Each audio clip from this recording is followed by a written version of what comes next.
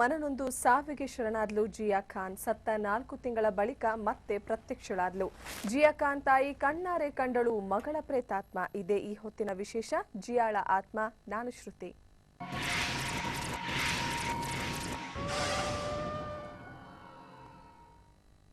ಜಿಯಾ ಖಾನ್ ಬಾಳಿ ಬದುಕಿ ಚಿತ್ರರಂಗದಲ್ಲೂ ಸಾಕಷ್ಟು ಏಳಿಗೆ ಕಾಣಬೇಕಿದ್ದ ಈ ಸುಂದರಿ ಜೀವನದಲ್ಲಿ ಜಿಗುಪ್ಸೆಗೊಂಡು ಪ್ರಿಯಕರನಿಂದ ಮನನೊಂದು ನೇಣಿಗೆ ಶರಣಾಗಿದ್ದು ಈಗ ಹಳೆ ವಿಷಯ. ಆದ್ರೂ ಕೂಡ ಕೇಸ್ ಕಲಾಸ್ ಅನ್ನೋ ಮಟ್ಟಕ್ಕೆ ಹೋಗಿದ್ದ ಪ್ರಕರಣಕ್ಕೆ ಈಗ ಮತ್ತೆ ಜೀವ ಬಂದಿದೆ. ಅದು ಸ್ವತಃ ಜಿಯಾ ರೀ ಎಂಟ್ರಿಯಿಂದ. ಆತ್ಮಹತ್ಯೆ ಮಾಡ್ಕೊಂಡಿದ್ದ ಬಾಲಿವುಡ್ ನಟಿ ಜಿಯಾ ಈಗ ಪ್ರೇತಾತ್ಮವಾಗಿದ್ದಾಳೆ. ಆಕೆಯ ಪ್ರೇತಾತ್ಮವನ್ನ ಸ್ವತಃ ಜಿಯಾ ತಾಯಿ ರಬಿಯಾ ಅಮೀನ್ ನೋಡಿದ್ದಾರೆ. ಭೂತವಾಗಿ ಕಾಣಿಸಿಕೊಂಡ ಜಿಯಾ ತಾಯಿ ಬಳಿ ನನ್ನದು ಆತ್ಮಹತ್ಯೆ ಅಲ್ಲ, ಕೊಲೆ ಅಂತ ತಿಳಿಸಿದ್ದಾಳೆ. ಈ ವಿಚಾರವಾಗಿ ರಬಿಯಾ ಟ್ವಿಟರ್ ನಲ್ಲಿ ಟ್ವೀಟ್ ಕೂಡ ಮಾಡಿದ್ದಾರೆ. ಜಿಯಾ ಆತ್ಮ ಅಲೆದಾಡ್ತಿರೋದು ನಿಜಾನ? ಹಾಗಾದ್ರೆ ಸತ್ತವರು ಭೂತವಾಗಿ ಪ್ರತ್ಯಕ್ಷವಾಗ್ತಾರೆ ಅನ್ನೋದು ಎಷ್ಟು ಮಟ್ಟಿಗೆ ಸರಿ? ಈ ಎಲ್ಲಾ ವಿಚಾರವಾಗಿ ಮತ್ತಷ್ಟು ಮಾತನಾಡಲು, ಚರ್ಚೆ ಮಾಡಲು ನಮ್ಮ ಜೊತೆಗಿದ್ದಾರೆ ಸಂಮೋಹನ ತಜ್ಞರಾಗಿರುವಂತಹ ಬಾಲಕೃಷ್ಣ ಗುರೂಜಿಯವರು. ಬಾಲಕೃಷ್ಣ ಗುರೂಜಿ, ಕಾರ್ಯಕ್ರಮಕ್ಕೆ ತಮಗೆ ಸ್ವಾಗತ. ಇನ್ನು ಮೊದಲನೇ ಪ್ರಶ್ನೆ ಅಂತ ಹೇಳಿದ್ರೆ, ಸತ್ತವರು ನಂತರ ಹುಟ್ಟಿ ಬರೋದು, ಪುನರ್ಜನ್ಮ ಅದೆಲ್ಲ ನಂತರದ್ದು. ಆದ್ರೆ ಪ್ರೇತಾತ್ಮ ಅಥವಾ ಭೂತವಾಗಿ ಕಾಡ್ತಾರೆ, ಆತ್ಮ ಅಲೆದಾಡುತ್ತೆ ನಮ್ಮ ನಿಮ್ಮ ನಡುವೆ ಅನ್ನುವಂಥದ್ದು ಎಷ್ಟರ ಮಟ್ಟಿಗೆ ಸತ್ಯ? ಇದು ಬಹಳ ದೊಡ್ಡ ಸಮಸ್ಯೆ. ಇದಕ್ಕೆ ಉತ್ತರ ಕೊಡಬೇಕಾದ್ರೆ ಬಹಳ ದೊಡ್ಡ ಸಮಸ್ಯೆ ಅಂತ ನನ್ನ ಅಭಿಪ್ರಾಯ. ಯಾಕೆಂದರೆ ಈ ಆತ್ಮ, ಪ್ರೇತಾತ್ಮ, ದೇವರು ಇದ್ಯಾವುದು ನಮ್ಮ ಕಣ್ಣಿಗೆ ಕಾಣಲ್ಲ, ಆದರೆ ಅದು ಅನುಭವಕ್ಕೆ ಬರುವಂತಹ ವಿಷಯ. ಹೀಗಾಗಿ ನಾವು ಓದಿರೋ ಕಾರಣ, ಲಾಜಿಕಲ್ ಮೈಂಡೆಡ್ ಆಗಿರೋ ಕಾರಣ, ಪ್ರೂಫನ್ನು ನೋಡಿಯೇ ನಾವು ಇದೆ ಇಲ್ಲ ಅಂತ ಹೇಳೋ ವಾಡಿಕೆಯಲ್ಲಿ ನಾವಿರೋ ಕಾರಣ ಇಂಥ ವಿಷಯಗಳನ್ನು ನಂಬೋದಕ್ಕೆ ಬಹಳ ಕಷ್ಟ, ಮನಸ್ಸು ಒಪ್ಪೋದಿಲ್ಲ. ಆದರೆ reality is something totally different.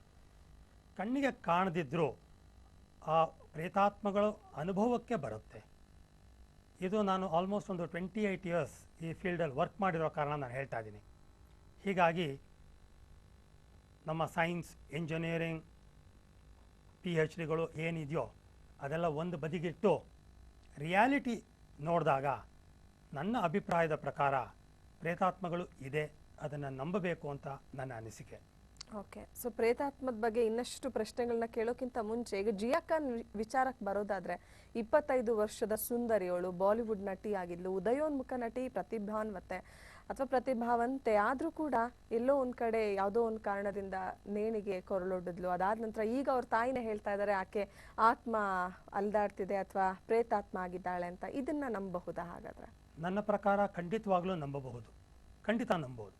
Because ಯಾವಾಗ ಒಂದು ಆತ್ಮ ದೇಹದಲ್ಲಿ ಇದ್ದಾಗ ಅದನ್ನ ಆತ್ಮ ಅಂತ ಕರಿತೀವಿ, ಆ ಆತ್ಮಕ್ಕೆ ತೃಪ್ತಿ ಸಿಕ್ಕಿರಲ್ವೋ, ಆಗ ದೇಹ ಕಳ್ಕೊಂಡ ಮೇಲೆ ಅದರ ಡೆನ್ಸಿಟಿ ಜಾಸ್ತಿ ಇರೋ ಕಾರಣ ಅದು ಅಸೆಂಡ್ ಆಗೋದಕ್ಕೆ ಅಥವಾ ಮೋಕ್ಷದ ಕಡೆ ಅಥವಾ ಪುನರ್ಜನ್ಮದ ಕಡೆ ಹೋಗೋದಕ್ಕೆ ಅದರ ಕೈಯಲ್ಲಿ ಆಗೋದಿಲ್ಲ.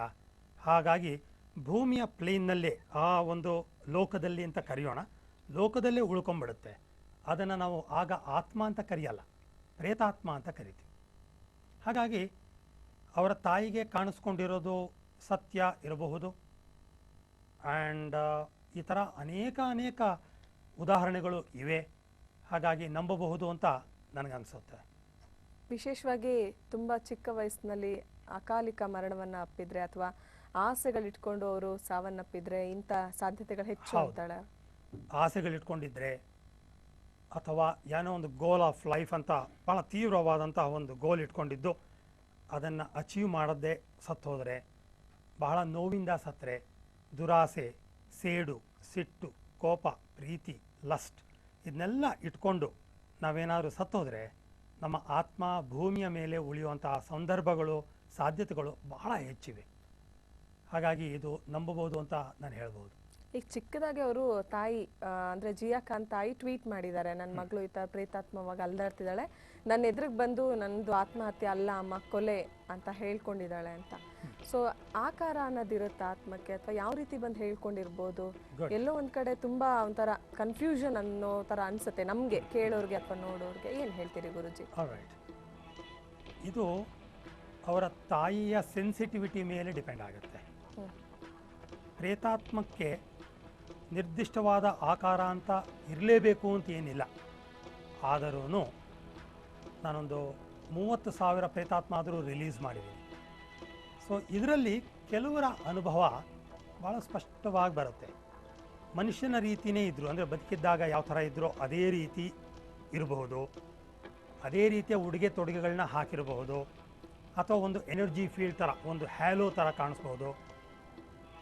ಹೀಗೆ ನಿರ್ದಿಷ್ಟವಾದಂತಹ ಆಕಾರ ತಗೊಳ್ಳೇಬೇಕು ಅಥವಾ ತಗೋತಾರೆ ಅಂತ ಏನೂ ಇಲ್ಲ. It all depends on two things. ಒಂದು, ಸತ್ತವರ ಮನಸ್ಸಿನ ಸ್ಥಿತಿ ಎಷ್ಟು ತೀವ್ರವಾಗಿತ್ತು, ಅವ್ರ ಒತ್ತಡ, ಅರ್ತ್ ಬೌಂಡ್ಗೆ ಎಷ್ಟು ಗಟ್ಟಿಯಾಗಿ ಅಂಟಿದ್ರು, ಅಥವಾ ಮೆಟೀರಿಯಲಿಸ್ಟಿಕ್ ಲೈಫ್ನಲ್ಲಿ ಎಷ್ಟು ಆಸೆ ಇಟ್ಟಿದ್ರು, ಎಷ್ಟು ಅಂಟ್ಕೊಂಡಿದ್ರು ಅನ್ನೋದು ಒಂದು ಭಾಗ. ಮತ್ತೊಂದು ಭಾಗ, ಅವರ ತಾಯಿ ಎಷ್ಟು ಸೆನ್ಸಿಟಿವ್ ಆಗಿದ್ದಾರೆ ಈ ಎನರ್ಜೀಸ್ಗೆ ಅನ್ನೋದು ಮತ್ತೊಂದು ಭಾಗ. ಹೀಗಾಗಿ ಈ ಎರಡೂ ಭಾಗಗಳ ಮೇಲೆ ನಿರ್ಧಾರ ಆಗುತ್ತೆ.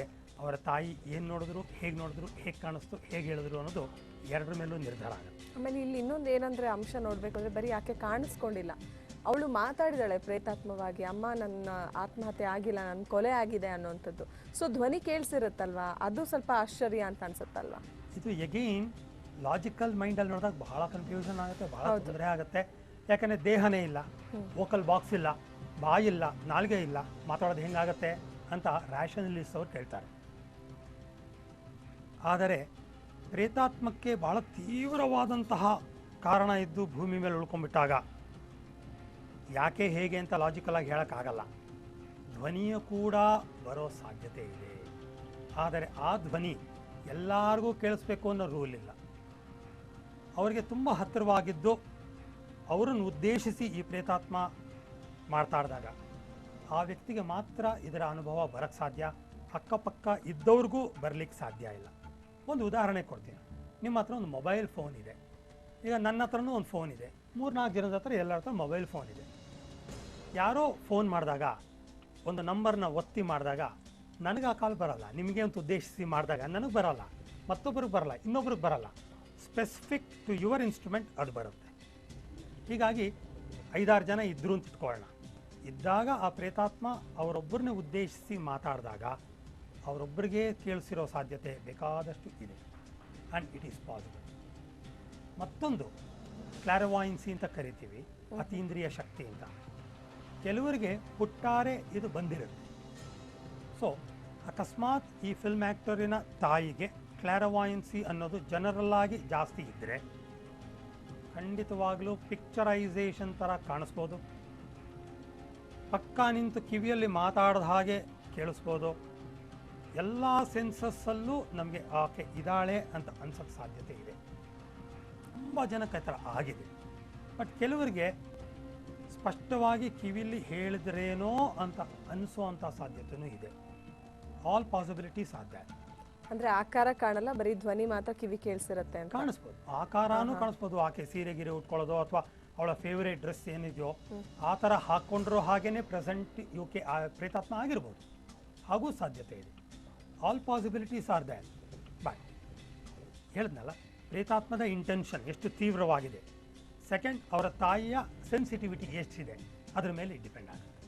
ಓಕೆ. ಕೆಲವೊಂದ್ಸಲಿ ಏನಾಗುತ್ತೆ ಅಂದರೆ ಆಧುನಿಕ ಯುಗ ಅಂದ ತಕ್ಷಣ ವೈಜ್ಞಾನಿಕ ಎಲ್ಲವೂ ಕೂಡ ನೋಡಿ ಮಾಡಿ ನಂಬುವಂಥದ್ದು, ಅಂದರೆ ಪ್ರತ್ಯಕ್ಷ ನೋಡಿದ್ರು ಪ್ರಮಾಣಿಸಿ ನೋಡು ಅನ್ನೋ ಥರ ಆಗಿಬಿಟ್ಟಿದೆ ಈಗಿನ ದಿನಗಳಲ್ಲಿ. ಸೊ ಜಿಯಾ ಖಾನ್ ಇಶ್ಯೂನೇ ತೊಗೊಳಕ್ಕೆ ಹೋದರೆ ಎಲ್ಲೋ ಒಂದು ಕಡೆ ಅವ್ರ ತಾಯಿಗೆ ಭ್ರಮೆನೂ ಆಗಿರಬಹುದು. ಆಕೆ ತುಂಬ ಉತ್ಕಟವಾಗಿ ಪ್ರೀತಿಯನ್ನು ಮಮತೆಯನ್ನು ಇಟ್ಕೊಂಡಿದ್ರು ಮಗಳ ಮೇಲೆ. ಹಾಗಾಗಿ ಎಲ್ಲೋ ಒಂದು ಕಡೆ ಅವ್ರಿಗೆ ಕೇಸ್ ಕೂಡ ಹಾಕಿದ್ದಾರೆ ಅವರು, ನನ್ನ ಮಗಳದ್ದು ಆತ್ಮಹತ್ಯೆ ಅಲ್ಲ, ಯಾಕಂದರೆ ಅವಳು ಬದುಕಿನುದ್ದಕ್ಕೂ ಚೆನ್ನಾಗಿ ಬಾಳ್ಬೇಕು ಅಂತ ಮತ್ತೆ ಹೇಳಿ ಅಲ್ಲ ಆಕೆ, ಆ ಥರ ತುಂಬ ಅಂಶಗಳನ್ನ ಅವ್ರು ಹೇಳಿದ್ದಾರೆ. ಹಾಗಾಗಿ ಕೊಲೆ ಅಂತ ಹೇಳಿ ಅವರು ಕೇಸನ್ನು ಸ್ಟ್ಯಾಂಡ್ ಮಾಡಿದ್ದಾರೆ ಮತ್ತೊಂದ್ಸಲಿ. ಸೊ ಎಲ್ಲ ಒಂದು ಕಡೆ ಭ್ರಮೆ ಇರಬಹುದು ಅಂತ ಬೇರೆಯವ್ರು ಯೋಚಿಸ್ತಾರಲ್ಲ, ಇದಕ್ಕೆ ಏನು ಹೇಳ್ತೀವಿ? ಸಾಧಾರಣವಾಗಿ ಓದಿರುವಂತಹ ವ್ಯಕ್ತಿಗಳು ಇಂತಹದನ್ನ ನಂಬದೆ ರ್ಯಾಷನಲಿಸ್ಟ್ ಅಂತ ಅಂದ್ಕೊಂಡು ಅವ್ರು ಕರೆಯೋದೇ ಭ್ರಮೆ ಅಂತ. ಆದರೆ ನನ್ನ ನೇರವಾದ ಪ್ರಶ್ನೆ, ಈ ಥರ ಭ್ರಮೆ ಆಗಿದೆ ಅಂತ ಅಂದ್ಕೊಂಡಿರೋರು 1000 ಜನ ಅಲೋಪತಿಕ್ ಡಾಕ್ಟರ್ಸ್ ಅಥವಾ ಸೈಕ್ಯಾಟ್ರಿಸ್ಟ್ ಹತ್ರ ಹೋಗಿ ಗುಣ ಆಗದೆ ನನ್ನಂತಹವ್ರ ಹತ್ರ ಬಂದಾಗ ಗುಣಮುಖ ಆದಾಗ ಏನಂತ ಕನ್ಕ್ಲೂಡ್ ಮಾಡ್ಕೋಬೇಕು? ಆಗ ನಂಬುವಂಥದ್ದು. ಹೀಗಾಗಿ ನಾನು ನಂಬುವಂಥ ಪರಿಸ್ಥಿತಿಲಿ ಬಂದಿದ್ದೀನಿ. ಮಾಸ್ಟರ್ ಆಫ್ ಇಂಜಿನಿಯರ್ ಆಗಿ, ಪ್ರೊಫೆಸರ್ ಆಗಿದ್ದು, ಇಂಡಸ್ಟ್ರಿಯಲಿಸ್ಟ್ ಆಗಿದ್ದು, ಸೈಂಟಿಫಿಕ್ ಇನ್ಸ್ಟ್ರುಮೆಂಟೇಷನ್ ತಯಾರು ಮಾಡ್ತಿದ್ದು, PhD ಮಾಡ್ತಾ ಇದ್ದು, ಎಲ್ಲವನ್ನ ಪ್ರಯೋಜನ ಇಲ್ದಿರೋದು ಅಂತ ಬಿಟ್ಬಿಟ್ಟು ಇಲ್ಲಿ ಕೂತು ಸುಮಾರು 30-35 ಸಾವಿರ ಪ್ರೇತಾತ್ಮ ತೆಗೆದ ಮೇಲೆ ನನ್ನ ಅನಿಸಿಕೆ ಇವೆಲ್ಲ ಸತ್ಯ. ಈಗ ನನ್ನ ಹಿಂದೆ ಏನಿದೆ ಅಂತ ನಾನು ನೋಡಿಲ್ಲ ಅಂದರೆ ಅರ್ಥ ಅಲ್ಲಿ ಏನೂ ಇಲ್ಲ ಅಂತಲ ಅರ್ಥ ಇದೆ, ನನಗೆ ಗೊತ್ತಿಲ್ಲ. It's A very simple fact. ಈ ವಿಷಯವನ್ನು ಓದಿರೋಂಥವ್ರು ಒಪ್ಪಕ್ಕೆ ಇಷ್ಟ ಇಲ್ಲ. ಬೇಡದಿರೋಂಥ ವಾದ ವಿವಾದಗಳು ಮಾಡಿಕೊಂಡು ಒದ್ದಾಡಿಕೊಂಡು ಕಾಂಪ್ಲಿಕೇಟ್ ಮಾಡಿಕೊಂಡು ಜನತೆ ಸಫರ್ ಆಗೋಂಗೆ ಮಾಡ್ತಾ ಇದ್ದಾರೆ ಅಂತ ನನ್ನ ಅಭಿಪ್ರಾಯ. ಸೊ ಪ್ರೇತಾತ್ಮಗಳು ಇದೆ, ಅದನ್ನು ಅನುಭವಿಸಿದವರಿಗೆ ಗೊತ್ತಿರುತ್ತೆ ಹೊರತು ಕಥೆ ಥರ ಕೇಳಿದವರಿಗೆ ಇದೆಲ್ಲ ಭ್ರಮೆ ಅಂತ ಅಂತಾರೆ. Because one thing you cannot prove it.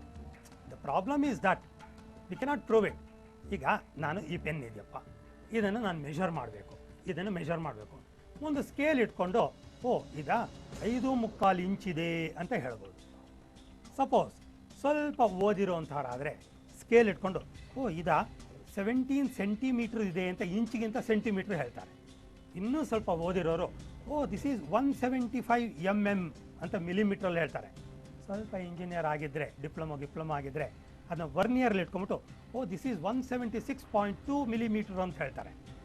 ಇನ್ನು ಸ್ವಲ್ಪ ಓದಿರೋರು ಈ R&D ಇನ್ಸ್ಟಿಟ್ಯೂಷನಲ್ಲಿ ಮಾಡೋರು ದಿಸ್ ಈಸ್ 176.234 ಮಿಲಿಮೀಟರ್ಸ್ ಅಂತ ಹೇಳ್ತಾರೆ.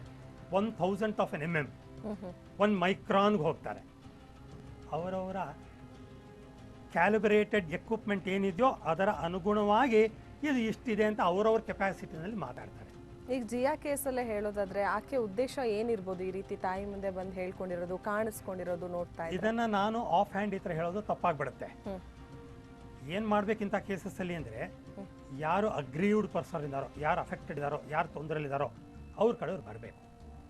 ಬಂದರೆ ಅವರನ್ನು ಸಂಮೋಹನ ಸ್ಥಿತಿಯಲ್ಲಿಟ್ಟು ಆ ಪ್ರೇತಾತ್ಮವನ್ನು ಅವ್ರ ಮುಖಾಂತರ ಮಾತಾಡಿಸಿ ಯಾತಕ್ಕೆ ನೀನು ಸತ್ತೆ, ಏನಾಗಿತ್ತು, ಏನು ಬೇಕು ಅಂತ ಮಾತಾಡೋದು. ಸೊ ಇದು ಸಂಮೋಹನ ಕ್ರಿಯೆ ಅಂತ ಹೇಳ್ಬೋದು. ಹೌದು, ಸಂಮೋಹನದಲ್ಲಿಟ್ಟು ಅವರಲ್ಲಿ ನಾವು ಚಾನೆಲ್ ಮಾಡಿ ಆ ಪ್ರೇತಾತ್ಮವನ್ನು ಅವರ ಮುಖಾಂತರ ಮಾತಾಡಿಸಿ ವಿಷಯನ ತಿಳ್ಕೊಳ್ಳೋಕೆ ಸಾಧ್ಯ ಇದೆ. ಓಕೆ, ಯಾವ ರೀತಿ ಮಾತಾಡಿಸಬಹುದು? ಒಂದು ಚಿಕ್ಕದಾಗಿ ಅದನ್ನು ವಿವರಿಸಬಹುದಾ ನೀವು?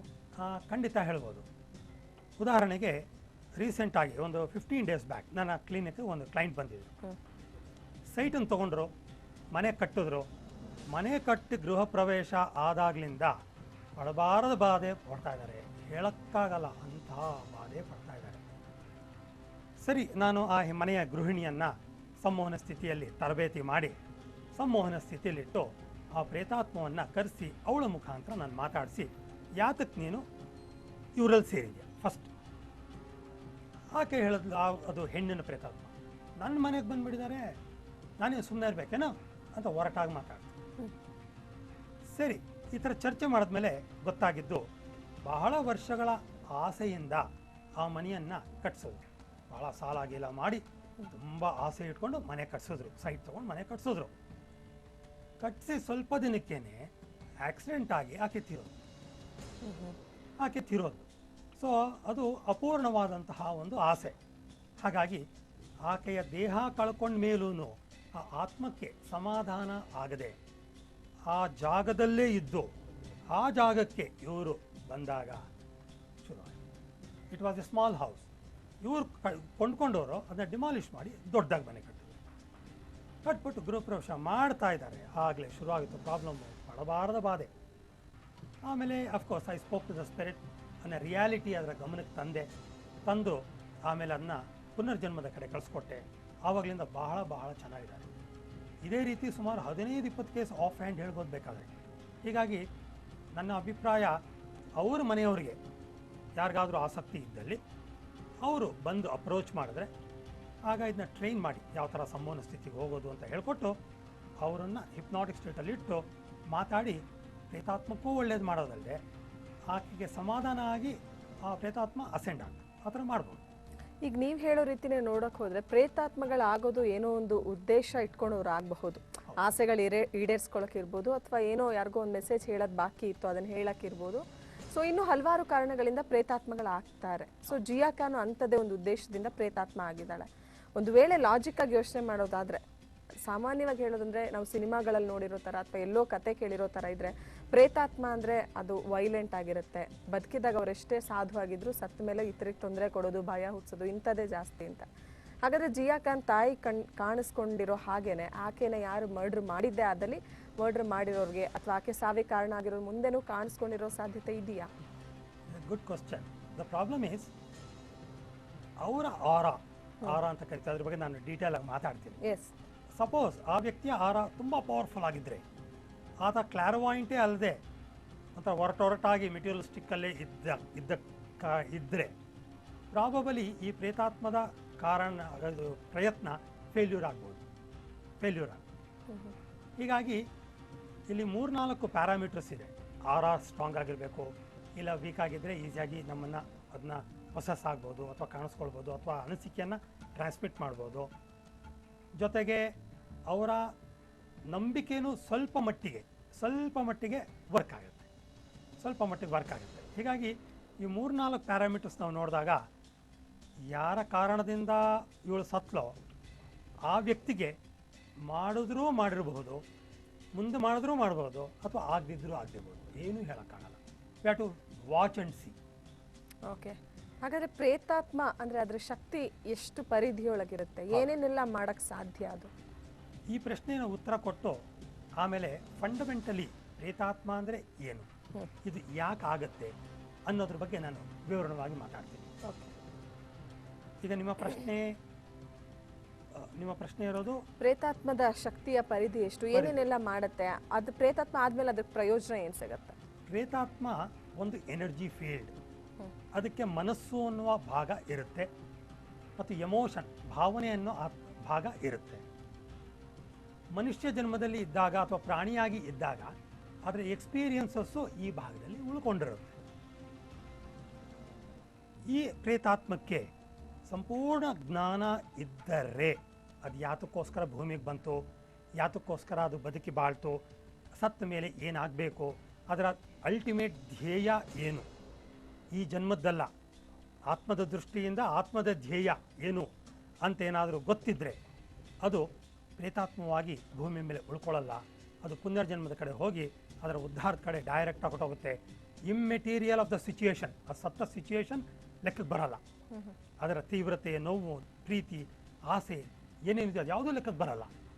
ಅದನ್ನೊಂದು ಎಕ್ಸ್ಪೀರಿಯನ್ಸ್ ಅಂತ ತಗೋತಾ ಅದು ಉದ್ಧಾರದ ಕಡೆ ಅಂದರೆ ಪುನರ್ಜನ್ಮದ ಕಡೆ ಹೊರಟುಬಿಡುತ್ತೆ.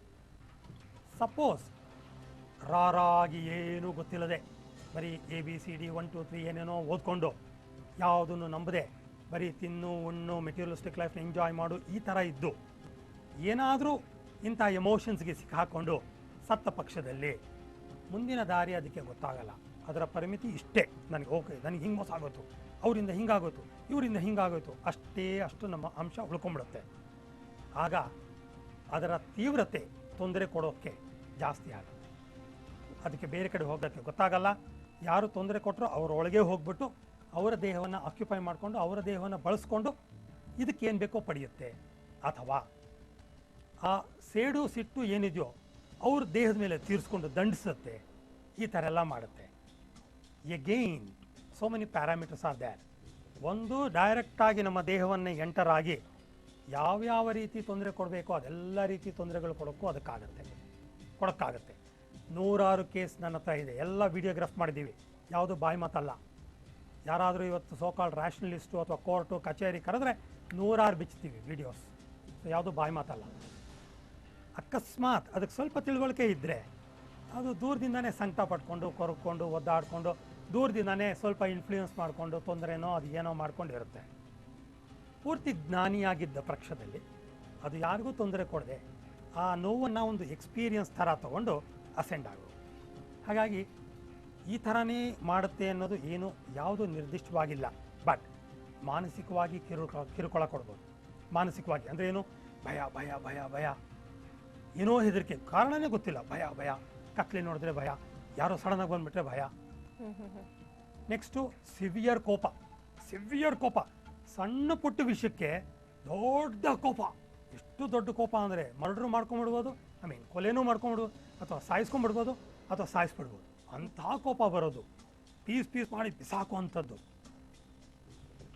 ಏನೋ ಬೇಜಾರು, ಕತ್ಲೆ ರೂಮಲ್ಲಿ ನಾನು ಒಬ್ಬನೇ ಇರ್ತೀನಿ, ಯಾರು ಬೇಡಪ್ಪ ಅಂತ ಡಿಪ್ರೆಸ್ಡ್ ಫಾರಮ್ನಲ್ಲಿ ಬಾಗ್ಲು ಹಾಕೊಂಡು ಕೂತ್ಕೊಂಡ್ಬಿಡೋ ಅಂಥದ್ದು. ಸಣ್ಣ ಪುಟ್ಟದಕ್ಕೆಲ್ಲ ಜೋರಾಗಿ ದುಃಖ ಮಾಡ್ಕೊಂಡು ಅಳೋ ಅಂತ ಅಳೋದು. ಏನೋ ಸೋಂಬೇರಿ ಥರ ನನಗೇನೋ ಶಕ್ತಿನೇ ಇಲ್ಲಲ್ಲ, ಏನೂ ಮಾಡೋಕ್ಕಾಗ್ತಿಲ್ವಲ್ಲ ಅಂತ ಕೊರಕೊಂಡು ಒದ್ದಾಡಿಕೊಂಡು ಸುಸ್ತು ಸುಸ್ತು ಅಂದ್ಕೊಂಡು ಇರೋದು, ಉತ್ಸಾಹ ಇಲ್ಲದೆ ಇರೋದು. ಏನೂ ಉತ್ಸಾಹ ಇಲ್ಲದೆ. ಒಂದು ಕೆಲಸ ಬಂದರೆ ಆ ಕೆಲಸನ ಮಾಡಲೋ ಬೇಡೋ ಅಂತ ದ್ವಂದ್ವ ಮನಸ್ಸು. ಸತ್ತೋಗ್ಬೇಕು ಅನ್ನುವಂತಹ ತೀವ್ರವಾದ ಸಾವಿನ ಬಗ್ಗೆ ಭಯ ಅಥವಾ ಕಾಳಜಿ, ಸತ್ತೋಗ್ಬೇಕು ಅನ್ನೋ ಬಯಕೆ.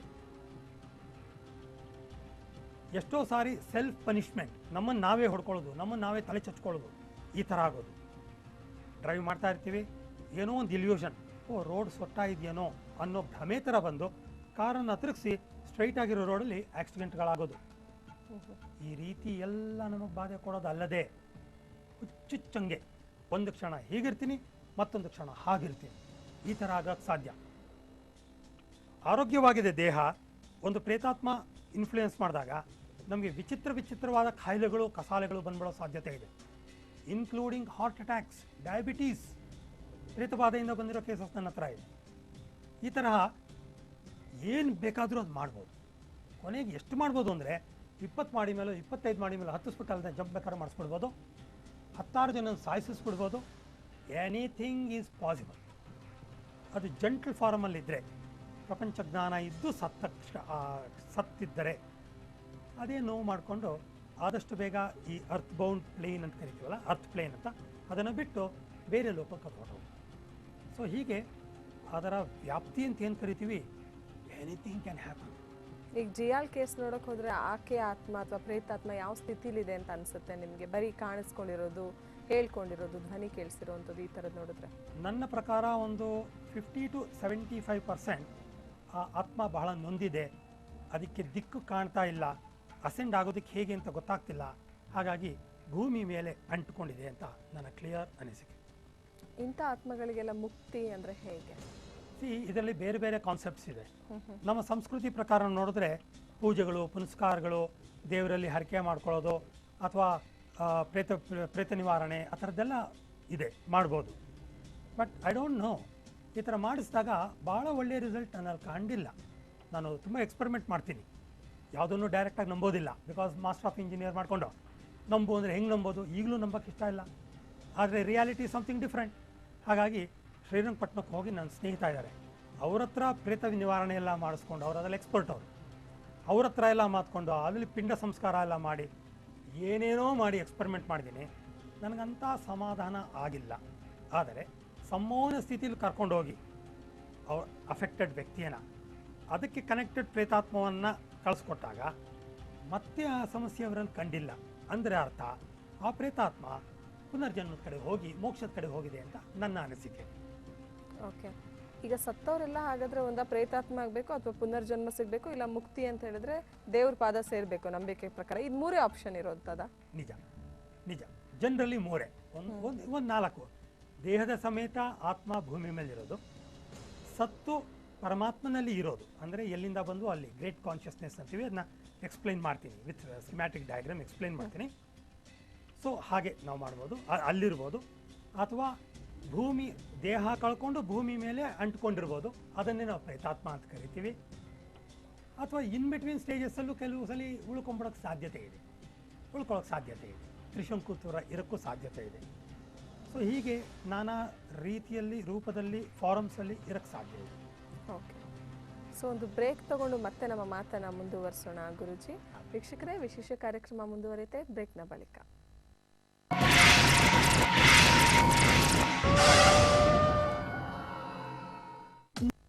ಬ್ರೇಕ್ನ ಬಳಿಕ ಜಿಯಾಳ ಆತ್ಮ ವಿಶೇಷ ಕಾರ್ಯಕ್ರಮಕ್ಕೆ ಮತ್ತೊಮ್ಮೆ ಸ್ವಾಗತ ವೀಕ್ಷಕರೇ. ಜಿಯಾ ಖಾನ್ 4 ತಿಂಗಳ ಹಿಂದೆ ಈ ಬಾಲಿವುಡ್ ನಟಿ ಪ್ರಿಯಕರನಿಂದ ಮನನೊಂದು ಆತ್ಮಹತ್ಯೆಯನ್ನು ಮಾಡ್ಕೊಂಡಿದ್ಲು. ಈಗ ಅವರ ತಾಯಿ ಹೊಸ ಬಾಂಬ್ ಒಂದನ್ನು ಸ್ಫೋಟಿಸಿದ್ದಾರೆ. ಅದು ಏನು ಅಂತ ಹೇಳಿದ್ರೆ, ಜಿಯಾ ಖಾನ್ ಅಥವಾ ಅವರ ಮಗಳು ಸತ್ತಾದ್ಮೇಲೆ ಪ್ರೇತಾತ್ಮ ಆಗಿದ್ದಾಳೆ, ನನ್ನ ಎದುರು ಕಾಣಿಸ್ಕೊಂತಿದ್ದಾಳೆ, ಜೊತೆಗೆ ಮಾತಾಡ್ತಾ ಇದ್ದಾಳೆ ನನ್ನ ಮಗಳು ಅನ್ನೋಂಥದ್ದನ್ನ ಟ್ವೀಟ್ ಮಾಡಿದ್ದಾರೆ. ಹಾಗಾದ್ರೆ ನಿಜಕ್ಕೂ ಪ್ರೇತಾತ್ಮ ಅನ್ನೋದಿದೆಯಾ? ಜಿಯಾ ಖಾನ್ ಕೂಡ ಭೂತವಾಗಿದ್ದಾಳೆ? ಈ ವಿಚಾರವಾಗಿ ಮಾತಾಡ್ತಾ ಇದ್ದಾರೆ ಸಂಮೋಹನ ತಜ್ಞರಾಗಿರುವಂತಹ ಬಾಲಕೃಷ್ಣ ಗುರುಜಿಯವರು. ನಮ್ಮ ಮಾತನ್ನ ಮುಂದುವರಿಸ್ತಾ ಇದ್ವಿ ವೀಕ್ಷಕರೇ. ಇನ್ನು ಗುರುಜಿ, ಸಾಕಷ್ಟು ವಿಷಯಗಳನ್ನ ಹೇಳಿದ್ರೆ ನೀವು ಪ್ರೇತಾತ್ಮಕ್ಕೆ ಸಂಬಂಧಪಟ್ಟ ಹಾಗೆ. ಈಗ ವೀಕ್ ಮೈಂಡೆಡ್ ಇರೋರಿಗೆ ಪ್ರೇತಾತ್ಮ ಕಾಣಿಸುತ್ತೆ, ಅವರಿಗೆ ಎಷ್ಟೆಷ್ಟು ಅವ್ರು ವೀಕ್ ಮೈಂಡೆಡ್ ಆಗಿರ್ತಾರೋ ಅಂತಂತ ಲಿಮಿಟ್ಸ್ ಮೇಲೆ ಅವ್ರಿಗೆ ಎಫೆಕ್ಟ್ ಗೊತ್ತಾಗುತ್ತೆ ಅಂತ ಹೇಳಿದ್ರೆ, ಅದ್ರ ಜೊತೆಗೆ ಸಾಯೋರು ಅಥವಾ ಪ್ರೇತಾತ್ಮ ಅಂತ ನಾನು ಹೇಳ್ತಾ ಇಲ್ಲ. ಕ್ಲಾರವಾಯನ್ಸಿ, ಸೂಕ್ಷ್ಮತೆ ಅಂತ ಹೇಳ್ತಾರೆ. ಸೂಕ್ಷ್ಮತೆ, ಸೊ ಸೆನ್ಸಿಟಿವಿಟಿ ಹೌದು. ಅಂತ ಹೇಳ್ಬೋದು. ಸೊ ಸತ್ತವರು ಕೂಡ ಅಷ್ಟೇ ಸೆನ್ಸಿಟಿವ್ ಆಗಿರ್ಬೇಕು ಅಥವಾ ಅಷ್ಟೇ ದುರ್ಬಲ ಮನಸ್ಸುಳ್ಳವರಾಗಿದ್ದವರು ಸತ್ರೆ ಆಗ ಪ್ರೇತಾತ್ಮ ಆಗ್ತಾರೆ, ಅಥವಾ ಅದರಲ್ಲೂ ಕೂಡ ಏನಾದರೂ ಜನರಲೈಸ್ ಮಾಡಬಹುದಾ ಹೇಗೆ? ಇಲ್ಲ, ಇಲ್ಲಿ ದುರ್ಬಲ ಮನಸ್ಸು ಸ್ಟ್ರಾಂಗ್ ಮನಸ್ಸು ಅನ್ನೋದಕ್ಕಿಂತ ಅವರ ಎಮೋಷನ್, ಭಾವನೆ ಎಷ್ಟು ತೀವ್ರವಾಗಿದೆ ಅನ್ನೋದ್ರ ಮೇಲೆ ಡಿಪೆಂಡ್ ಆಗುತ್ತೆ. ತುಂಬ ಸ್ಟ್ರಾಂಗ್ ಆಗಿದ್ದಾಗ as just stick on to the earth, ಅವಾಗ ಪ್ರೇತಾತ್ಮ ಆಗ್ತೀವಿ. ಇಲ್ಲ ಅರ್ಥ ಆಗಿದ್ದು ಇಲ್ಲಪ್ಪ ನನ್ನ ಡ್ಯೂಟಿ ಇಲ್ಲಿ ಮುಗೀತು, ನಾನು ಇನ್ನು ಮೋಕ್ಷದ ಕಡೆ ಹೋಗಬೇಕು ಅಂತ ಅನಿಸಿದರೆ ಅವರು ಮೋಕ್ಷದ ಕಡೆ ಹೋಗ್ತಾರೆ, ಪ್ರೇತಾತ್ಮ ಆಗೋದಿಲ್ಲ. ಹಾಗಾಗಿ ಇದು ವೀಕ್ ಮೈಂಡ್ ಸ್ಟ್ರಾಂಗ್ ಮೈಂಡ್ಗಿಂತ ಅವರ ಸೆನ್ಸಿಟಿವಿಟಿ ಏನು ಅಂತದ್ರ ಮೇಲೆ ಡಿಪೆಂಡ್ ಆಗುತ್ತೆ. ಓಕೆ. ಇನ್ನು ಜಿಯಾ ಖಾನ್ ತಾಯಿ ಇನ್ನೊಂದು ವಿಷಯ ಕೂಡ ಟ್ವೀಟ್ ಮಾಡಿದ್ದಾರೆ. ಅದೇನು ಅಂತ ಹೇಳಿದ್ರೆ, ಆಕೆ ಲಂಡನಿಗೆ ಹೋಗಿ ಅಲ್ಲಿ ಸೈಕ್ಯಾಟ್ರಿಸ್ಟ್ ಹತ್ರ ಭೇಟಿ ಮಾಡಿ, ನನಗೆ ಹೀಗೆಲ್ಲ ಕಾಣ್ತಿರೋದೇನೋ ನನ್ನ ಮನಸ್ಸಲ್ಲಿರೋ ಬದಲಾವಣೆಗಳು ಅಥವಾ ಬೇಜಾರಿಂದ ಈ ಥರ ಎಲ್ಲ ಕಾಣ್ತಿದೆಯೋ, ಭ್ರಮೆನೋ, ಅಥವಾ ನಿಜಕ್ಕೂ ನನ್ನ ಮಗಳು ಪ್ರೇತಾತ್ಮ ಆಗಿದ್ದಾಳೋ ಅನ್ನೋಂಥ ಪ್ರಶ್ನೆನ ಅವ್ರ ಮುಂದೆ ಇಟ್ಟಿದ್ದಾಗ ಅವ್ರು ಏನು ಹೇಳಿದ್ದಾರೆ ಅಂದರೆ, ಪ್ರೇತಾತ್ಮ ನಿಜಾನೇ ಆಗಿದ್ರೆ ನೀನು ಈ ಥರ ಮಾತಾಡು ಅಂತ ಗೈಡ್ಲೈನ್ಸ್ ಕೊಟ್ಟಿದ್ದಾರೆ. ನೀನು ಮಾತಾಡಬಹುದು, ಆಕೆನ ಈ ರೀತಿ ನೀನು ಮಾತಾಡಿಸಿ ವಿಷಯಗಳನ್ನ ತಿಳ್ಕೊಬಹುದು ಅಂತ. ಇದೆಲ್ಲ ಸಾಧ್ಯನಾ ಹಾಗಾದರೆ? ಒಂದು ಬಹಳ ಸಂತೋಷ ಮತ್ತು ಆಶ್ಚರ್ಯ ಎರಡೂ ಆಗ್ತಾ ಇದೆ. ಯಾಕಂದರೆ ಮೆಡಿಕಲ್ ಡಾಕ್ಟರ್ಸು, ಸೈಕ್ಯಾಟ್ರಿಸ್ಟ್ಗಳು ನನ್ನ ಅನುಭವದ ಪ್ರಕಾರ ಪ್ರೇತಾತ್ಮಗಳನ್ನು ಇದೆಲ್ಲ ಇತ್ಯಾದಿಗಳನ್ನ ನಂಬಲ್ಲ. ಈಕೆ ನಿಜವಾಗ್ಲೂ ಲಂಡನ್ಗೆ ಹೋಗಿ ಅಲ್ಲಿ ಸೈಕ್ಯಾಟ್ರಿಸ್ಟಿಗೆ ಸಲಹೆ ಕೊಟ್ಟಿದ್ರೆ ಐ ಥಿಂಕ್ ಹಿಂದಿನ ಜನ್ಮದಲ್ಲಿ ಅಥವಾ ಭಾರತೀಯ ಆಗಿದ್ದ, ಅವರಿಗೆ ಇದ್ರ ಬಗ್ಗೆ ನಂಬಿಕೆ ಇದೆ ಅಂತ ತಿಳಿದು ಭಾಳ ಸಂತೋಷ ಆಯಿತು. ಇನ್ಫ್ಯಾಕ್ಟ್ ಅವರು ಸಲಹೆ ಕೊಟ್ಟಿದ್ದರೆ ಬಹಳ ಒಳ್ಳೆಯದು, ಬಹಳ ಒಳ್ಳೆಯದು. ಆದರೆ ಇವರ ತಾಯಿ, ಜಿಯಾ ತಾಯಿ ಅಲ್ಲಿ ತನಕ ಹೋಗೋ ಅವಶ್ಯಕತೆ ಇರಲಿಲ್ಲ. ಭಾರತ ದೇಶದಲ್ಲೇ ಒಳ್ಳೆ ಪರಿಣಿತಿ ಪಡೆದಿರೋರಿದ್ದಾರೆ. ಇನ್ನೂ ಚೆನ್ನಾಗಿ ನಾವು ಆ ಪ್ರೇತಾತ್ಮಕ್ಕೆ ಸಹಾಯ ಮಾಡಲಿಕ್ಕೆ ಸಾಧ್ಯತೆ ಇದೆ ನಮಗೆ. ಬಿಕಾಸ್ ನಮ್ಮ ಸಂಸ್ಕೃತಿ, ನಮ್ಮ ವ್ಯಾಲ್ಯೂಸ್ ಎಲ್ಲ ನಮಗಿಂತ ಬೇರೆಯವ್ರಿಗೆ ಗೊತ್ತಿರೋಕ್ಕೆ ಸಾಧ್ಯ ಇಲ್ಲ. ಹಾಗಾಗಿ ಪ್ರೇತಾತ್ಮ ದೇಹದ ಜೊತೆ ಇದ್ದಾಗ ಅವು ನಮ್ಮ ವಾಡಿಕೆಗಳನ್ನಲ್ಲೇ ಅಭ್ಯಾಸ ಮಾಡಿಕೊಂಡು ನಮ್ಮ ಸಂಸ್ಕೃತಿ, ನಮ್ಮ ಪದ್ಧತಿಯಲ್ಲೇ ಅನುಭವ ಇರೋದರಿಂದ ಆ ಪ್ರೇತಾತ್ಮಕ್ಕೆ ನಮ್ಮದೇ ಆದ ಭಾಷೆಯಲ್ಲಿ, ಅಂದರೆ ಮೆಥಡಾಲಜಿನಲ್ಲಿ ಅದಕ್ಕೆ ಕನ್ವಿನ್ಸ್ ಮಾಡಿ ಮೋಕ್ಷದ ಕಡೆ ಕಳಿಸಿದ್ರೆ ಇನ್ನೂ ಎಫೆಕ್ಟಿವ್ ಆಗಿ, ಇನ್ನೂ ಸುಲಭವಾಗಿ, ಇನ್ನೂ ಬೇಗ ಆಗುತ್ತೆ. ಹಾಗಾಗಿ ಅವ್ರ ಕಡೆ ಯಾರಾದರೂ ನಮ್ಮಂಥವ್ರನ್ನ ಮೀಟ್ ಮಾಡಿದ್ರೆ ತುಂಬ ಸುಲಭವಾಗಿ ಅದನ್ನ ನಾವು ಪುನರ್ಜನ್ಮದ ಕಡೆ ಕಳಿಸ್ಕೊಳ್ಬೋದು. ಈಗ ಆಕೆನೇ ಡೈರೆಕ್ಟಾಗಿ ಮಗಳ ಜೊತೆ ಮಾತಾಡೋಕ್ಕೆ ಅಂದರೆ ನಿಮ್ಮ ಸಹಾಯ ಇಲ್ದಲೆ ಮನೇಲಿ ಈಗೇನೋ ಎದುರುಗಡೆ ಬಂದುಬಿಡ್ತು ಮಾತಾಡ್ತಿದ್ದಾಗ ಮಾತಾಡ್ಬೋದಾ? ಖಂಡಿತ ಮಾತಾಡ್ಬೋದು, ಏನೂ ತಪ್ಪಿಲ್ಲ. ಬಟ್ ಆಕೆ ಅಲ್ಲಿ ಹೆದರಬಾರ್ದು. ಹೆದರಿದ್ರೆ ಆ ಪ್ರೇತಾತ್ಮಕ್ಕೆ ಒಂದು ಆಂಗ್ಸೈಟಿ ಆಗ್ಬಿಟ್ಟು ತಪ್ಪಿಸ್ಕೊಂಡ್ಬಿಡ್ತಾರೋ ಏನೋ, ಬಿಟ್ಟು ಹೋಗ್ಬಿಡ್ತಾರೋ ಏನೋ ಅಂದ್ಬಿಟ್ಟು ಅವ್ರ ಒಳಗೆ ಸೇರೋಕ್ಕೆ ಸಾಧ್ಯತೆ ಇದೆ. ಓಕೆ ಓಕೆ, ಆ ಚಾನ್ಸ್. ಒಳಗೆ ಸೇರಿಬಿಟ್ರೆ ಈಚೆ ಹೋಗೋದಕ್ಕೆ ಗೊತ್ತಾಗಲ್ಲ. ಅದು ಯಾಕೆ ಅಂತ ನನಗೆ ಗೊತ್ತಿಲ್ಲ. ಪ್ರೇತಾತ್ಮ ಸೇರಿಬಿಡುತ್ತೆ, ಬಟ್ ನಮ್ಮನ್ನು ಬಿಟ್ಟು ಹೋಗೋದಕ್ಕೆ ಅದು ಗೊತ್ತಾಗೋದಿಲ್ಲ. ಅದಕ್ಕೆ ನೆಕ್ಸ್ಟ್ ಚಾಯ್ಸ್ ಗೊತ್ತಿರೋದು, ಯಾರು ಹೋಸ್ಟ್ ಆಗಿರ್ತೀವೋ ಅವರನ್ನು ಸಾಯಿಸ್ಬಿಟ್ರೆ ಅವ್ರ ಆತ್ಮ ಜೊತೆ ನಾನು ಹೊಟ್ಟೋಗ್ಬೋದು ಅಂತ ಸೂಯಿಸೈಡಲ್ ಟೆಂಡೆನ್ಸಿ ಯಾರಿಗೆ ಪ್ರೊಸೆಸ್ ಆಗಿದೆಯೋ ಅವ್ರಿಗೆ ಬಂದ್ಬಿಡುತ್ತೆ. ಈ ಕಾರಣಕ್ಕೆ ಧೈರ್ಯವಾಗಿ, ಶಾಂತಿಯಿಂದ, ಪ್ರೀತಿಯಿಂದ ಮಾತಾಡಿ ಅದಕ್ಕೆ ನಾವು ಅಸಿಸ್ಟ್ ಮಾಡಬಹುದು. ಆದರೆ ಟೆಕ್ನಿಕ್ ಗೊತ್ತಿರಬೇಕು, ಪೂರ್ತಿ ಟೆಕ್ನಿಕ್ ಗೊತ್ತಿದ್ರೆ ನಾವು ಪುನರ್ಜನ್ಮದ ಕಡೆ ಕಳಿಸ್ಬೋದು. ಇಲ್ಲ ಅಂತಾರೆ ಮಾತಾಡಿ ಸಮಾಧಾನ ಮಾಡ್ಬೋದು, ಅದು ನಿಧಾನಕ್ಕೆ ಅಸೆಂಡ್ ಆಗ್ಬೋದು, ನಿಧಾನಕ್ಕೆ ಆಗ್ಬೋದು. ಬಟ್ ಅಂತ ಧೈರ್ಯ ಮತ್ತು ಅಂತ ನ್ಯಾಕ್ ಇರಬೇಕು ಅವರಿಗೆ. ನಿಜ, ಆ ಧೈರ್ಯನೂ ಇರಬೇಕು, ನ್ಯಾಕು ಇರಬೇಕು, ಸಬ್ಜೆಕ್ಟ್ ಗೊತ್ತಿರಬೇಕು. ಪ್ರೇತಾತ್ಮ ಯಾಕಾಗತ್ತೆ, ಅದಕ್ಕೆ ಏನು ಕೊಟ್ಟರೆ ಸರಿ ಹೋಗುತ್ತೆ, ಹೇಗೆ ಕೊಡಬೇಕು ಎಲ್ಲ ಗೊತ್ತಿದ್ರೆ ತುಂಬ ಸುಲಭವಾಗಿ ಮಾಡ್ಬೋದು. ಅದಕ್ಕೆ ಅಂತಾನೆ ಒಂದು ಮೆಥಡ್ ಇದೆಯಾ? ಹೌದೌದು, ಖಂಡಿತ 3-4 ಮೆಥಡ್ಸ್ ಇದೆ. ಅದನ್ನು ನಾವೆಲ್ಲ ಓದಿ ತಿಳ್ಕೊಂಡು ಮಾಡ್ತಿರೋವಂಥದ್ದು, ಪ್ರಾಕ್ಟಿಕಲ್ ಆಗಿ ಸಾವಿರಾರು ಕೇಸಸ್ ಮಾಡಿರೋವಂಥದ್ದು. They all work very nice. ಹಾಗಾಗಿ ಸ್ಟ್ಯಾಂಡರ್ಡ್ ಮೆಥಡ್ಸ್ ಇದೆ, ಅದನ್ನು ನಾನು ಹೇಳ್ಕೊಡ್ತೀನಿ. ಇನ್ಫ್ಯಾಕ್ಟ್ ಸ್ಟೂಡೆಂಟ್ಸ್ಗೆಲ್ಲ ಹೇಳ್ಕೊಡ್ತೀನಿ ಅದನ್ನು. ಹಾಗಾಗಿ ಯಾರು ಬೇಕಾದರೂ ಕಲ್ತ್ಕೊಳ್ಬೇಕಾದ್ರೆ ಮಾಡ್ಬೋದು, ಇಟ್ಸ್ ಪಾಸಿಬಲ್. ಓಕೆ. ಇನ್ನು ಪ್ರೇತಾತ್ಮದ ಬಗ್ಗೆನೇ ಮಾತಾಡೋಕ್ಕಿಂತ ಮುಂಚೆ ಆತ್ಮಗಳ ಬಗ್ಗೆ ಮಾತಾಡಬೇಕಾಗತ್ತೆ. ಒಂದು ಕೆಲಸ ಮಾಡ್ತೀನಿ, ಫಂಡಮೆಂಟಲಿ ಹೌದು, ಆತ್ಮ ಅಂದರೆ ಏನು, ಅದು ಎಲ್ಲಿಂದ ಬರುತ್ತೆ, ಯಾಕೆ ಬರುತ್ತೆ, ಅದೆಲ್ಲ ಮಾತಾಡ್ಬಿಟ್ರೆ ಎಲ್ಲರಿಗೂ ಅನುಕೂಲ ಅಂತ ಅನ್ಸುತ್ತೆ. ಹೌದು, ಒಂದು ಕ್ಲಿಯರ್ ಐಡಿಯಾ ಸಿಗುತ್ತೆ ಅವಾಗ.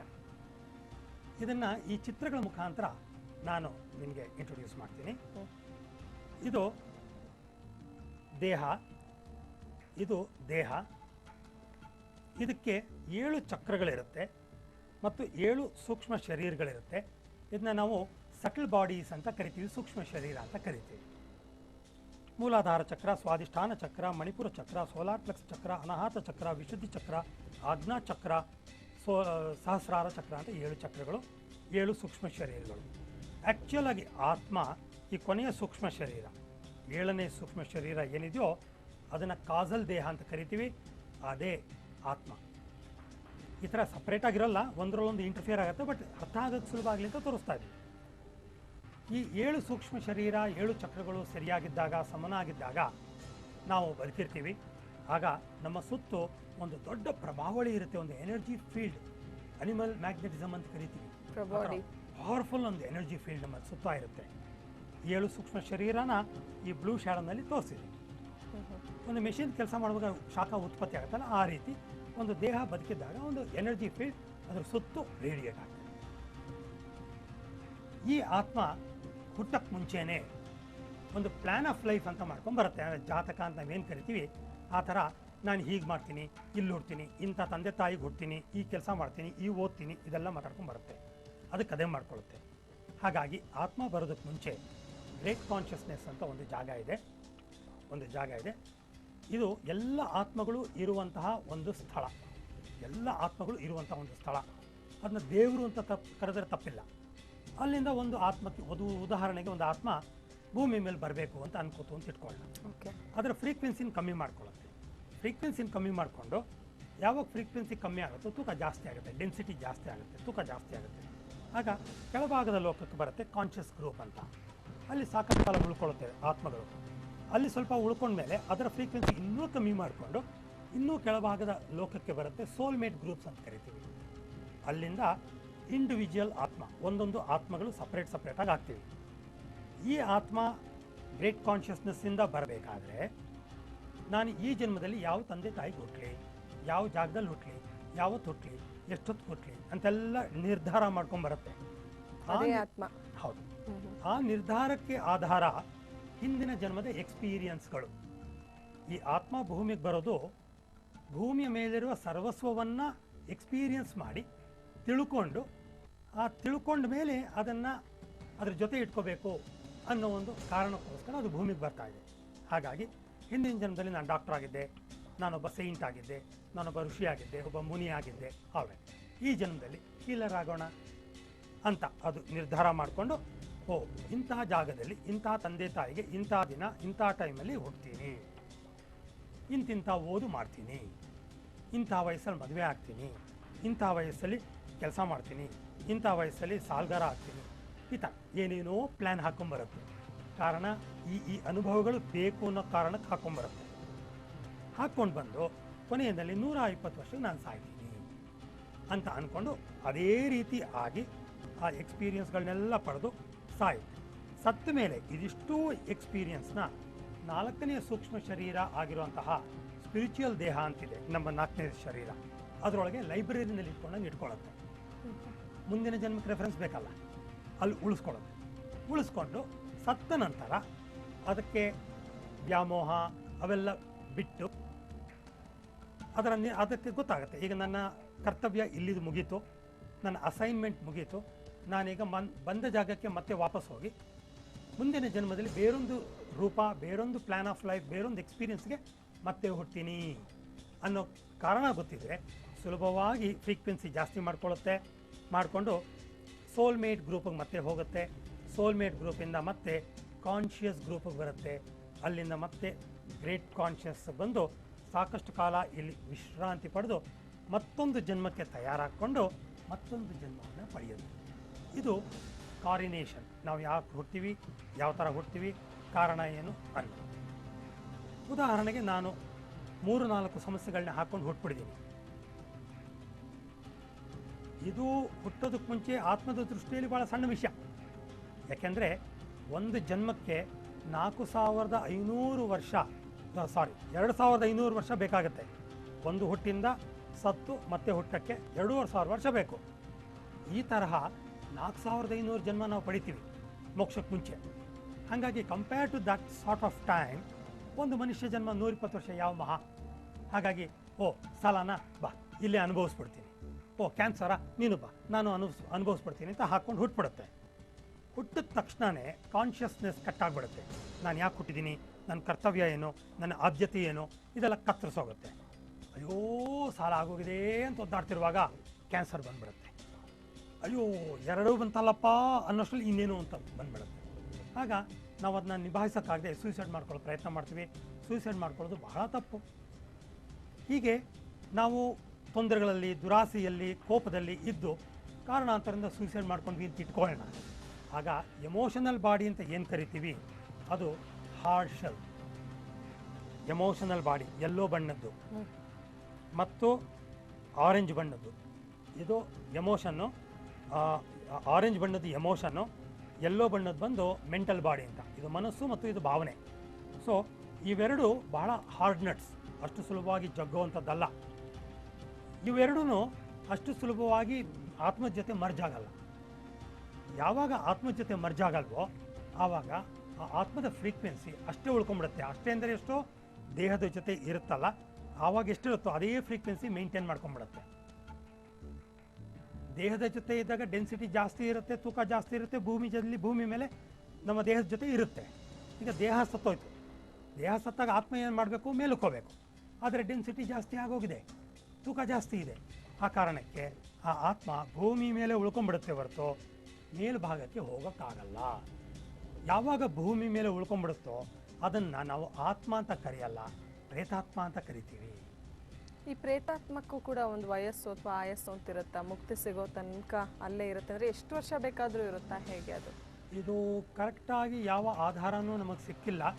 ಇಷ್ಟೇ ವರ್ಷ ಆದಮೇಲೆ ಅದಕ್ಕೆ ಪ್ರಮೋಟ್ ಆಗುತ್ತೆ ಅಥವಾ ಅದರ ಲೋಕಕ್ಕೆ ಹೋಗುತ್ತೆ ಅಂತ ಆಧಾರ ಎಲ್ಲೂ ಇಲ್ಲ. ಬಟ್ ನನ್ನ ಅನುಭವದ ಪ್ರಕಾರ 15-20 ಜನ್ಮಗಳಲ್ಲೂ ಒಬ್ಬ ವ್ಯಕ್ತಿಗೆ ಪ್ರೇತಾತ್ಮ ಬಂದು ತೊಂದರೆ ಕೊಟ್ಟಿದೆ. ಒಂದೇ ಪ್ರೇತಾತ್ಮ 10-15 ಜನ್ಮಗಳಲ್ಲೂ ಅಫೆಕ್ಟ್ ಆಗಿ ಕಾಟ ಕೊಟ್ಟರು ನಾನು ನೋಡಿದ್ದೀನಿ. ಅಂದರೆ ಆ ಪ್ರೇತಾತ್ಮ ಅಷ್ಟು ಬದುಕಿದೆ. ಎಕ್ಸಾಕ್ಟ್ಲಿ 2500 ವರ್ಷ, 8-10-15 ಸೋ ಮೆನಿ ಇಯರ್ಸ್ ಭೂಮಿ ಮೇಲೆ ಇದ್ದು ಅದರ ಸಾರ್ಥಕತೆಯನ್ನು ಕಳ್ಕೊಂಡ್ಬಿಟ್ಟಿದೆ. ಹಾಗಿರೋ ಕೇಸಸ್ಸು ಇರುತ್ತೆ. ಸೊ ಅದನ್ನು ನಾವು ಪ್ರೇತಾತ್ಮ ಅಂತ ಕರೆದು ಬಿಡ್ತೀವಿ. ಅದಕ್ಕೆ ಮನಸ್ಸಿದೆ, ಭಾವನೆ ಇದೆ. ಹಾಗಾಗಿ ನಾವು ಬಟ್ಟೆ ಹಾಕೋಬೇಕಾದ್ರೆ ಓ ನನಗೆ ಬಟ್ಟೆ ಬೇಕಪ್ಪ ಇದು ಅಂತ ಬರುತ್ತೆ, ದೇಹ ಇಲ್ಲ, ಸಫರ್ ಆಗುತ್ತೆ. ಕಾಫಿ ಕುಡಿತಾರೆ, ಕಾಫಿ ಬೇಕು ಅಂತ ಬರುತ್ತೆ, ನಾಲಿಗೆ ಇಲ್ಲ, ಟ್ರಾನ್ಸ್ಡ್ಯೂಸರ್, ನಾಲಿಗೆ ಇಲ್ಲ, ಕುಡಿಯೋಕ್ಕಾಗಲ್ಲ, ರುಚಿ ಸಿಕ್ಕಲ್ಲ, ಅದು ಕೊರಗುತ್ತೆ. ಈ ತರಹ ಪ್ರತಿಯೊಂದು ನಾವು ದೇಹ ಇಟ್ಕೊಂಡು ಮಾಡ್ತಿದ್ದಾಗ ಏನೇನು ಅನುಭವಿಸ್ತಿರ್ತೀವೋ ಅದೆಲ್ಲ ಬೇಕು ಬೇಕು ಬೇಕು ಬೇಕು ಅಂತ ಅನಿಸುತ್ತೆ. ಆದರೆ ಆ ಅನುಭವಿಸೋಕ್ಕೆ ದೇಹ ಇರಲ್ಲ, ಅದು ನರಳಿ ಒದ್ದಾಡ್ತಿರುತ್ತೆ. ಆಗ ಅದು ಯಾರ ಆರ ಅಂತ ಕರೆದ್ನಲ್ಲ ಅದು ವೀಕ್ ಆಗಿರುತ್ತೋ, ಯಾರ ಮನಸ್ಸು ಚಂಚಲತೆಯಿಂದ ತುಂಬಿರುತ್ತೋ, ಯಾರ ಮನಸ್ಸು ಸ್ಥಿತಪ್ರಜ್ಞೆಯಲ್ಲಿ ಇರಲ್ವೋ, ಯಾರ ಮನಸ್ಸು ಎಲ್ಲೋ ಹೊಟ್ಟೋಗಿರುತ್ತೋ ಅಂಥವರ ದೇಹವನ್ನು ಆರಾಮಾಗಿ ಸೇರ್ಕೊಂಡ್ಬಿಡುತ್ತೆ. ಅಥವಾ ಯಾರ ಆರ ತೂತುಗಳಾಗೋಗಿರುತ್ತೋ, ಕಟ್ಟಾಗೋಗಿರುತ್ತೋ, ಈ ಥರ ಆರ ನೋಡಿ ಎಷ್ಟು ಕುಗ್ಗು ಹೋಗಿದೆ, ಮತ್ತು ಇಲ್ಲಿ ಹೋಲಿದೆ, ಕ್ರ್ಯಾಕ್ ಇದೆ, ಸೀಳು ಹೋಗಿದೆ. ಸೊ ಈ ಥರ ಆಗೋಗಿದ್ದಾಗ ಪ್ರೇತಾತ್ಮ ಆರಾಮಾಗಿ ನಮ್ಮ ದೇಹನ ಸೇರಿಬಿಡುತ್ತೆ. ನಮ್ಮ ದೇಹವನ್ನು ಸೇರಿಕೊಂಡು ನಮ್ಮ ಮನಸ್ಸನ್ನು ಅದರ ಮನಸ್ಸು ದಬ್ಬಾಳಿಕೆಯಿಂದ ಹಿಡ್ಕೊಂಡು ನಮ್ಮ ದೇಹವನ್ನು ಆ ಪ್ರೇತಾತ್ಮ ಬಳಸಕ್ಕೆ ಶುರು ಮಾಡುತ್ತೆ. ಆವಾಗ ಸಿಗರೇಟ್ ಕುಡಿಯೋ ಅಭ್ಯಾಸನೇ ಇರಲ್ಲ, ಸಿಗರೇಟ್ ಸೇದಕ್ಕೆ ಶುರು ಮಾಡ್ಬಿಡ್ತೀವಿ. ಹೆಂಡ ಕುಡಿಯೋಲ್ಲ, ಹೆಂಡ ಕುಡಿದ್ಬಿಡ್ತೀವಿ. ಕಾಯಿಲೆಗಳಿರಲ್ಲ, ಕಾಯಿಲೆಗಳು ಬಂದ್ಬಿಡುತ್ತೆ. ಈ ಥರ ಎಲ್ಲ ರೀತಿಯ ಸಮಸ್ಯೆಗಳಿಗೂ ನಾವು ಆಹಾರ ಆಗೋಗ್ತೀವಿ, ಅಥವಾ we host all those problems. ಬಹುಶಃ ಜಿಯಾ ಖಾನ್ ಪ್ರಕರಣವನ್ನು ನೋಡೋಕೆ ಹೋದರೆ ನೀವು ಕೂಡ ನಿಮ್ಮ ಅನುಭವಕ್ಕೆ ಇಂಥ ಕೇಸ್ಗಳು ಬಂದಿರ್ಬೋದು. ಕಿರಿ ವಯಸ್ಸಿಗೆ ಸತ್ತು ಹೋಗಿ ಆಮೇಲೆ ಪ್ರೇತಾತ್ಮ ಆಗಿರೋವಂಥದ್ದು, ದಾರಿ ಕಾಣ್ದಲೇ ಸಫರ್ ಆಗ್ತಿರೋವಂಥದ್ದು ಒಳಗೊಳಗೆ, ಇಂಥದ್ದೊಂದಷ್ಟು ಉದಾಹರಣೆ ಹೇಳ್ಬೋದಾ? ತುಂಬ ಕೇಸಸ್ ಇದೆ. ಒಂದು ಕೇಸ್ ಹೇಳ್ತೀನಿ. ನಮ್ಮ ಜಯನಗರ್ನಲ್ಲಿ ಒಂದು ಮನೆ ಇದೆ, ತಾರಸಿ ಮನೆ. ಅದು ಆಸ್ಬೆಸ್ಟಾಸ್ ರೂಫ್ ಅಲ್ಲ, ಅಥವಾ ಈ ಥ್ಯಾಚ್ಡ್ ರೂಫ್ ಅಲ್ಲ, ಏನಲ್ಲ, ತಾರಸಿ, ಪಕ್ಕಾ ತಾರಸಿ, ಗ್ರೌಂಡ್ ಪ್ಲಸ್ ಫಸ್ಟ್ ಫ್ಲೋರ್. ನಮಗೆ ಪರಿಚಯ ಇರೋರು ಗ್ರೌಂಡ್ ಫ್ಲೋರ್ನಲ್ಲಿದ್ದಾರೆ, ನಮ್ಮ ಸ್ಟೂಡೆಂಟ್. ಅವರು ಇರೋದೇ ಗಂಡ, ಹೆಂಡತಿ, ಮಗಳು, 3 ಜನ. ಪುಟ್ಟ ಮಗಳು ಒಂದು 15 ವರ್ಷದ ಮಗಳು. ಮೇಲ್ಗಡೆ ಅಕ್ಕ ಇದ್ದಾಳೆ, ಅಕ್ಕ ಕೆಲಸಕ್ಕೆ ಹೋಗ್ತಾಳೆ, ಬಿಗ ಹಾಕೊಂಡು ಹೊರಟೋಗ್ತಾಳೆ. ಇವ್ರ ಮನೆಯಲ್ಲಿ ಅಡುಗೆ ಮಾಡಿಟ್ಟಿದ್ರೆ ಊಟಕ್ಕೆ ಅಂತ ಬಡಿಸೋ ಟೈಮ್ನಲ್ಲೇ ಅರ್ಧ ಗಂಟೆ 1 ಗಂಟೆ ಆಗಿರುತ್ತೆ ಅಷ್ಟೇ, ಇನ್ನು ಬಿಸಿನೂ ಆರಿರಲ್ಲ, ಹಳಸಿರೋ ವಾಸನೆ ಬರೋದು, ಸೋಪ್ ಇರೋ ವಾಸನೆ ಬರೋದು, ಸೆಂಟಿನ ವಾಸನೆ, ಊಟ ಮಾಡೋವಂಥ ಪದಾರ್ಥ ಬಂದ್ಬಿಡ್ತಿತ್ತು. ಕೊನೆಗೆ ಗಂಡ ಮಗಳನ್ನ ಕೂರಿಸ್ಕೊಂಡು ಅಡುಗೆ ಮಾಡಿ ಹಾಗಾಗಿ ಬಡ್ಸೋಕ್ಕೆ ಶುರು ಮಾಡಿದ್ರೆ ಅಷ್ಟರೊಳಗೆ ವಾಸನೆ ಬಂದ್ಬಿಡ್ತಿತ್ತು. ಆ ತಾಯಿನ ಸವರ್ದಂಗೆ ಆಗೋದು, ತಾರಸಿ ರೂಫಿಂದ ಇಷ್ಟು ದಪ್ಪ ಕಲ್ಲುಗಳು ಬೀಳೋದು, ಈ ಥರ ಎಲ್ಲ ಬಾಧೆ ಆಗೋಕ್ಕೆ ಶುರು ಆಗೋದು.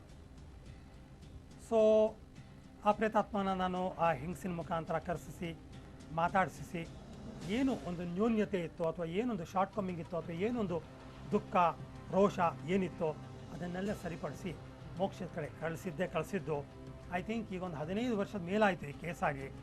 ಇದುವರೆಗೂ ತೊಂದರೆ ಬಂದಿಲ್ಲ. They are very happy. ಇನ್ನೊಂದು ಕೇಸ್ ಕೋಲಾರಲ್ಲಿ ಮಲಗಿರ್ತಿದ್ರು ಸುಮಾರು 12:30 ಗಂಟೆ.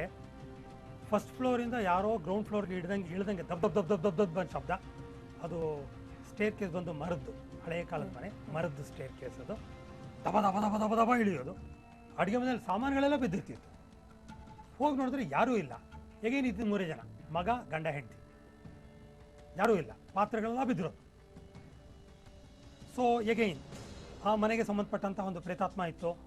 ಅದಕ್ಕೆ ಮಾತಾಡಿ ಅದನ್ನ ಕನ್ವಿನ್ಸ್ ಮಾಡಿ ಅದನ್ನ ರಿಲೀಸ್ ಮಾಡಿದೆ. ಆವತ್ತಿಂದ ಇವತ್ತಿನ ತನಕ ಯಾವ ತೊಂದರೆ ಅವರಲ್ಲಿಲ್ಲ. ಬೆಂಗಳೂರು ಆಚೆ ಒಂದು ಶ್ರೀಮಂತರು 1 ಎಕರೆ 3/4 ಎಕರೆನೋ ಏನೋ 1 ಎಕರೆ ಜಾಗ ತೊಗೊಂಡ್ರು. Textile readymade garment manufacture. ಗಂಡ ಹೆಂಡತಿ ಪುಟ್ಟ ಮಗ, ಎಷ್ಟೋ ಆಗ 11 ವರ್ಷ ಇದ್ದ. ಆಗ 3-4 ವರ್ಷ ಆಯಿತು. ಆ ಹುಡುಗ ಎಷ್ಟು ಹೆದರ್ತಿದ್ದ ಅಂದರೆ ಮಾಳಿ ಮೇಲೆ ಹೋಗೋಕೆ ಹೆದರಿಕೆ. ಗ್ರೌಂಡ್ ಫ್ಲೋರಲ್ಲೇ ಮಲಗ್ತಿದ್ದ, ರೂಮ್ ಮೇಲಿದ್ರು ತಂದೆ ತಾಯಿ ಜೊತೆನೇ ಮಲ್ಕೊತಿದ್ದ. 11 ವರ್ಷ ಆದರೂ ಬೆಟ್ ಮಾಡ್ಕೊಂಡ್ಬಿಡ್ತಿದ್ದ. ಈ ಥರ ಎಲ್ಲ ಭಾಳ ತೀವ್ರವಾದ ಸಮಸ್ಯೆ ಇತ್ತು. ಸ್ಕೂಲ್ಗೆ ಹೋಗ್ತಿರಲಿಲ್ಲ, ಓದ್ತಿರ್ಲಿಲ್ಲ, ಗಡ ಗಡ ಗಡ ಗಡ ನಡುವವನು. ಅವನನ್ನು ನೋಡಿದಾಗ ಆ ಒಂದು ಜಾಗ ಏನು ಕೊಂಡ್ಕೊಂಡ್ರು ಒಂದಾನೊಂದು ಕಾಲದಲ್ಲಿ ಅದು ಸ್ಮಶಾನ ಆಗಿತ್ತು. ಬುಲ್ಡೋಸರ್ ತೊಗೊಂಡ್ರು, ಸಮ ಮಾಡಿಬಿಟ್ರು, ಸೈಟೆಲ್ಲ ಮಾರಿಬಿಟ್ರು. ಆಹಾ ದುಡ್ಡಿದೆ, ನಾವು ಲೆಟ್ ಅಸ್ ಎಂಜಾಯ್ ಲೈಫ್ ಅಂತ ಹೇಳ್ಬಿಟ್ಟು 3/4 ಎಕರೆನೋ 1 ಎಕರೆ ಜಾಗ ತೊಗೊಂಡ್ರು. ಒಂದು ಲಕ್ಸುರಿಯಸ್ ಪಾಶ ಒಂದು ಮನೆ ಕಟ್ಬಿಟ್ರು. ಬರಬಾರದ್ದೆಲ್ಲ ತೊಂದರೆಗಳು ಶುರು. ಆ ಹುಡುಗ ವಾಂತಿ ಮಾಡೋನು, ಲೂಸ್ ಮೋಷನ್ ಆಗೋದು, ಭಯ, ಬೆಡ್ ವೆಟ್ಟಿಂಗ್ ಇತ್ತು, ಸಣ್ಣಕ್ಕಾಗೋಕ್ಕೆ ಶುರು ಆಗ್ಬಿಟ್ಟ. ಓದ್ತಾ ಇರಲಿಲ್ಲ, ಸ್ಕೂಲ್ಗೆ ಹೋಗ್ತಿರ್ಲಿಲ್ಲ, ಗಡ ನಡ್ಗೋಗ್ಬಿಟ್ರು. ಊರಲ್ಲಿರೋ ದೇಶದಲ್ಲಿರೋ ಸೈಕ್ಯಾಟ್ರಿಸ್ಟ್ಗಳೆಲ್ಲ ಮುಗಿಸ್ಬಿಟ್ರು, ಗುಣನೇ ಕಾಣಲಿಲ್ಲ. ಆಮೇಲೆ ನೋಡಿದ್ರೆ ಅದು ಸ್ಮಶಾನದ ಮೇಲೆ ಮನೆ ಕಟ್ಬಿಟ್ಟಿದ್ದಾರೆ. I think if I am not wrong ಒಂದು 45 to 48 ಸ್ಪಿರಿಟ್ಸ್ ಅವನಲ್ಲಿತ್ತು. 48 ಪ್ರೇತಾತ್ಮನು 45 ಪ್ರೇತಾತ್ಮನು ತುಂಬ ಹೋಗಿತ್ತು. ಎಲ್ಲವನ್ನು ಬಿಡುಗಡೆ ಮಾಡಿ ಆ ಮನೆಯನ್ನು ಬಂದೋಬಸ್ತ್ ಮಾಡಿದ್ಮೇಲೆ ದೇ ಆರ್ ವೆರಿ ಹ್ಯಾಪಿ ನಾವು. ಆ ಹುಡುಗ ಚೆನ್ನಾಗಿ ಓದ್ತಾ ಇದ್ದಾನೆ. ಮೈಸೂರಿಂದ ಒಬ್ಬ ಹುಡುಗ ಬಂದಿದ್ದ, ತುಂಬ ಶ್ರೀಮಂತರು, ಮಲ್ಟಿ ಮಿಲಿಯನರ್ಸ್. ಸುಮಾರು 200 ಪ್ರೇತಾತ್ಮ ಇತ್ತು. ಅವನು ಹುಚ್ಚಿನ ಥರ ಕಾರಲ್ಲೇ ಕೂತ್ಕೋಬೇಕು, ಕಾರು ಓಡಿಸ್ತಾನೇ ಇರಬೇಕು. ಅವ್ರು ಚಿಕ್ಕಪ್ಪ ಕಾರ್ ನಿಲ್ಲಿಸಿದ್ರೆ ಕೂಗೋನು ಹೆದರಿಕೆಗೆ. ಸೊ ಹೀಗೆ ಪ್ರೇತಾತ್ಮದ ಬಾಧೆ ಇತ್ತು. ಹೇಳ್ತಾ ಹೋದ್ರೆ ಸಾಕಷ್ಟು ಉದಾಹರಣೆಗಳು ಸಿಗುತ್ತೆ ಅನ್ಸುತ್ತೆ. ಒಂದೇ ಒಂದು ಪುಟ್ಟ ಉದಾಹರಣೆ ಕೊಟ್ಬಿಡ್ತೀನಿ. ಬೇರೊಂದು ಮಾಧ್ಯಮದ ಮುಖಾಂತರ ತೋರಿಸಿದ್ದೀನಿ ಕೇಸ್ನ. ಬೆಲ್ಟ್ ತರ ಒಂದು ಬೊಂಬೆಗಳ ಆಕಾರದಲ್ಲಿ 3 ಮಾರ್ಕ್ ಬೀಳ್ತಿತ್ತು ಆಕೆಗೆ ಫಿಸಿಕಲ್ ಆಗಿ. ಸೈನ್ಸ್ ನಂಬಲ್ಲ, ಆದರೆ ಇದಕ್ಕೇನು ಎಕ್ಸ್ಪ್ಲೇಷನ್ ಕೊಡುತ್ತೆ ಸೈನ್ಸು. ಫಿಸಿಕಲ್ ಆಗಿ ಕೆರೆದ್ರೆ ಹಿಂಗೆ ಬರುತ್ತೋ ಈ ಒಂದು ಬೆಲ್ಟ್ ತರ ಆಗ್ತಿತ್ತು ಅದು ಕೇಸ್. ಸೊ ಹೀಗೆ ಹೇಳ್ತಾ ಹೋದ್ರೆ ವಾರಗಳ ಗಟ್ಟಲೆ ಬೇಕಾದ್ರೆ ಖಂಡಿತ. ಸೊ ಜಿಯಾ ಖಾನ್ ವಿಷಯಕ್ಕೆ ಮತ್ತೆ ಬರೋದಿದೆ. ಅದಕ್ಕಿಂತ ಮುಂಚೆ ಒಂದು ಬ್ರೇಕ್ ಅನ್ನ ತಗೊಳ್ಳೋಣ. ವೀಕ್ಷಕರೇ, ವಿಶೇಷ ಕಾರ್ಯಕ್ರಮ ಮುಂದುವರಿಯುತ್ತೆ ಬ್ರೇಕ್ನ ಬಳಿಕ.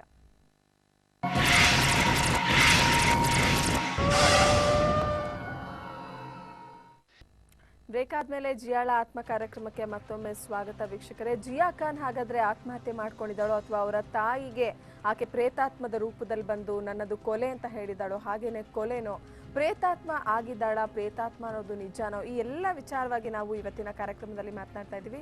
ಇನ್ನೇನು ಕಾರ್ಯಕ್ರಮದ ಕೊನೆಯ ಹಂತದಲ್ಲಿ ಜಿಯಾ ಖಾನ್ ವಿಷಯ ಮಾತಾಡೋದಾದ್ರೆ ಇನ್ನೂ ಸಾಕಷ್ಟು ವಿಷಯಗಳು ಉಳಿದಿದೆ. ಅದನ್ನ ಹೇಳ್ತಾರೆ ಬಾಲಕೃಷ್ಣ ಗುರೂಜಿಯವರು. ಇನ್ನು ಬಾಲಕೃಷ್ಣ ಗುರೂಜಿಯವರೇ, ಜಿಯಾ ಖಾನ್ ಈಗ ಏನು ದೆವ್ವ ಭೂತ ಅಥವಾ ಪ್ರೇತಾತ್ಮವಾಗಿ ಆಕೆ ತಾಯಿಗೆ ಕಾಣಿಸ್ಕೊಂಡಿದ್ದಾಳೆ. ನೀವೆಲ್ಲೋ ಒಂದು ಕಡೆ ಹೇಳಿದ್ರಿ ಸಂಮೋಹನ ತಜ್ಞರಾಗಿ ಸಂಮೋಹನ ವಿದ್ಯೆಯಿಂದ ಅದನ್ನ ಕರೆಸ್ಕೊಂಡು ಆಮೇಲೆ ಮುಕ್ತಿ ಕೊಡಿಸಬಹುದು ಅಂತ. ಈಗ ಒಂದು ವೇಳೆ ನನ್ನದು ಕೊಲೆ, ನನಗೊಂದು ನ್ಯಾಯ ಬೇಕು ಅಂತ ಆಕೆ ಹಂಬಲಿಸಿದ್ದು ಕೋರ್ಟಿನಲ್ಲಿ ಅಥವಾ ಕಾನೂನು ಪ್ರಕಾರವಾಗಿ ಆಕೆಗೆ ನ್ಯಾಯ ಸಿಕ್ಕಿದ್ರು ಅವಳು ಈ ಭೂಮಿಯನ್ನು ಬಿಟ್ಟು ಅಥವಾ ಈ ಜಾಗದಿಂದ ರಿಲೀಸ್ ಆಗುವಂಥ ಸಾಧ್ಯತೆಗಳು ಇದೆಯಾ? ಸಾಧ್ಯತೆಗಳು ಇರುತ್ತೆ, ಇಲ್ಲ ಅಂತಲ್ಲ. ಆದರೆ ಅದನ್ನು ಮಾಡೋದಕ್ಕೆ ಮುಂಚೆ, ಅದಾಗೋದಕ್ಕೆ ಮುಂಚೆ ಪ್ರೇತಾತ್ಮಕ್ಕೆ ತಿಳುವಳಿಕೆ ಕೊಡಬೇಕು ನಾವು. We have to find out the truth. ನಿಜವಾಗ್ಲೂ ಅವಳು 120 ವರ್ಷ ಬದುಕಕ್ಕೆ ಅಂತ ಅಂದ್ಕೊಂಡಿದ್ದು ಮಧ್ಯದಲ್ಲೇ ಅವಳು ತೀರೋದ್ಲಾ, ಅಥವಾ ಇದೇ ಥರ ಪ್ರೀತಿಸ್ಬಿಟ್ಟು ಇದೇ ರೀತಿ ಇಷ್ಟೇ ವಯಸ್ಸಿಗೆ ಸತ್ತೋಗ್ತೀನಿ ನಿಂತ್ಕೊಂಡು ಬಂದಿದ್ಲಾ, ಇದೆಲ್ಲ ನಾವು ನೋಡಬೇಕಾಗುತ್ತೆ. ಹಾಗೆ ಕನ್ಕ್ಲೂಡ್ ಮಾಡೋಕ್ಕಾಗಲ್ಲ. ಹಾಗಾಗಿ ಅವ್ರ ಕಡೆಯವ್ರಿಗೆ ಯಾರಾದರೂ ಆಸಕ್ತಿ ಇದ್ದರೆ ಅವ್ರ ಮುಖಾಂತರ ಆ ಪ್ರೇತಾತ್ಮವನ್ನು ಮಾತಾಡಿಸಿ ನಿನ್ನ ಪ್ಲ್ಯಾನ್ ಆಫ್ ಲೈಫ್ ಏನಿತ್ತು, ನಿನ್ನ ಏನಾಗಬೇಕು ಅಂತ ಅಂದ್ಕೊಂಡಿದ್ದೆ, ಏನೇನಾಗಬೇಕು ಅಂದ್ಕೊಂಡಿದ್ದೆ, ಅದೆಲ್ಲ ನೆರವೇರ್ತಾ ಇಲ್ವಾ, ನೆರವೇರದೇ ಇದ್ದರೆ ಯಾಕೆ ನೆರವೇರಿಲ್ಲ, ಇದೆಲ್ಲ ನಾವು ಕೂಲಂಕಷವಾಗಿ ನೋಡಿಕೊಂಡು ಆ ಪ್ರೇತಾತ್ಮಕ್ಕೆ ಸಮಾಧಾನವನ್ನು ಕೊಟ್ಟು ಸರಿಯಾದ ಉತ್ತರವನ್ನು ಕೊಟ್ಟು ಕನ್ವೀನ್ಸ್ ಮಾಡಿ ಆಮೇಲೆ ಅದನ್ನ ಮೋಕ್ಷದ ಕಡೆ ಕಳ್ಸೋಕ್ಕೆ ಸಾಧ್ಯ. ಓಕೆ, ಈಗ ಸಾಮಾನ್ಯವಾಗಿ ನೋಡೋಕೆ ಹೋದರೆ ಆಕೆ ಡೆತ್ ನೋಟ್ ಬರೆದಿಟ್ಟು ಸತ್ತು ಹೋಗಿದ್ದಾಳೆ, ಆ ವಿಷಯದ ಪ್ರಕಾರ ಹೀಗೆ ಅಂತ ಗೊತ್ತಾಯಿತು. ಸೊ ಅದಾದ ನಂತರ ಬೆಳವಣಿಗೆಗಳಲ್ಲಿ ಎಲ್ಲೋ ಒಂದು ಕಡೆ ಅನ್ಯಾಯ ಆಯಿತು ಆಕೆಗೆ ಅಂತ ಅನಿಸಿದ್ರು. ಈಗ ಮತ್ತೆ ಕೇಸ್ ರೀಓಪನ್ ಆಗಿದೆ. ಸೊ ಇದನ್ನೆಲ್ಲ ನೋಡ್ತಾ ಇದ್ರೆ ಆಕೆ ತಾಯಿಗೆ ಎಲ್ಲೋ ಒಂದು ಕಡೆ ಬೇಜಾರಾಗಿ ನನ್ನ ಮಗಳಿಗೆ ನ್ಯಾಯ ಸಿಕ್ಕಿಲ್ಲ ಅಂತಾಗಿ ಈ ಮೂಲಕನೂ ಆಕೆ ಹೋರಾಡೋ ಸಾಧ್ಯತೆ ಇರಬಹುದು. ಬಟ್ ಕಾನೂನು ಪ್ರಕಾರ ಇದೆಲ್ಲ ಒಪ್ಕೊಳ್ದಿರೋ ಮಾತಾದ್ರೂ ನಾವು ಮನಸ್ಸಿನ ಪ್ರಕಾರ ಯೋಚನೆ ಮಾಡೋಕೋದ್ರೆ ಎಲ್ಲೋ ಒಂದು ಕಡೆ ಆಕೆ ವಿಷಯನೆಲ್ಲ ತಿಳ್ಕೊಳ್ಳೋದಕ್ಕೆ ಸಾವಿಗೆ ಮುಂಚೆ ರಹಸ್ಯಗಳು ಏನೇನು ಮುಚ್ಚಿಟ್ಟಿದ್ರು ಅದನ್ನೆಲ್ಲ ಹೊರಗೆ ತೆಗೋಕ್ಕೆ ಸಾಧ್ಯತೆ ಇದೆಯಲ್ಲ ಹಾಗಾದ್ರೆ? To a good extent it is possible. Hypnotic ಸ್ಟೇಟಲ್ಲಿ 100 ವಿಷಯ ಹೇಳಿದ್ರೆ 80% ಸತ್ಯ ಇರುತ್ತೆ, 20% ಇಂಟರ್ಪ್ರಿಟೇಷನ್ ಇರುತ್ತೆ. ಹಾಗಾಗಿ ಸಾಕಷ್ಟು ಮಟ್ಟಿಗೆ ಸತ್ಯವನ್ನು ನಾವು ಪಡೆಯೋಕ್ಕೆ ಸಾಧ್ಯ ಇದೆ. ಅದನ್ನ ಪಡ್ಕೊಂಡು ಸೂಟಬಲ್ ಆಗಿ ತಾಯಿಗೆ ಮಗುಗೆ ಇಬ್ಬರಿಗೂ ಒಳ್ಳೇದಾಗಂಗೆ ಮಾಡ್ಬೋದು.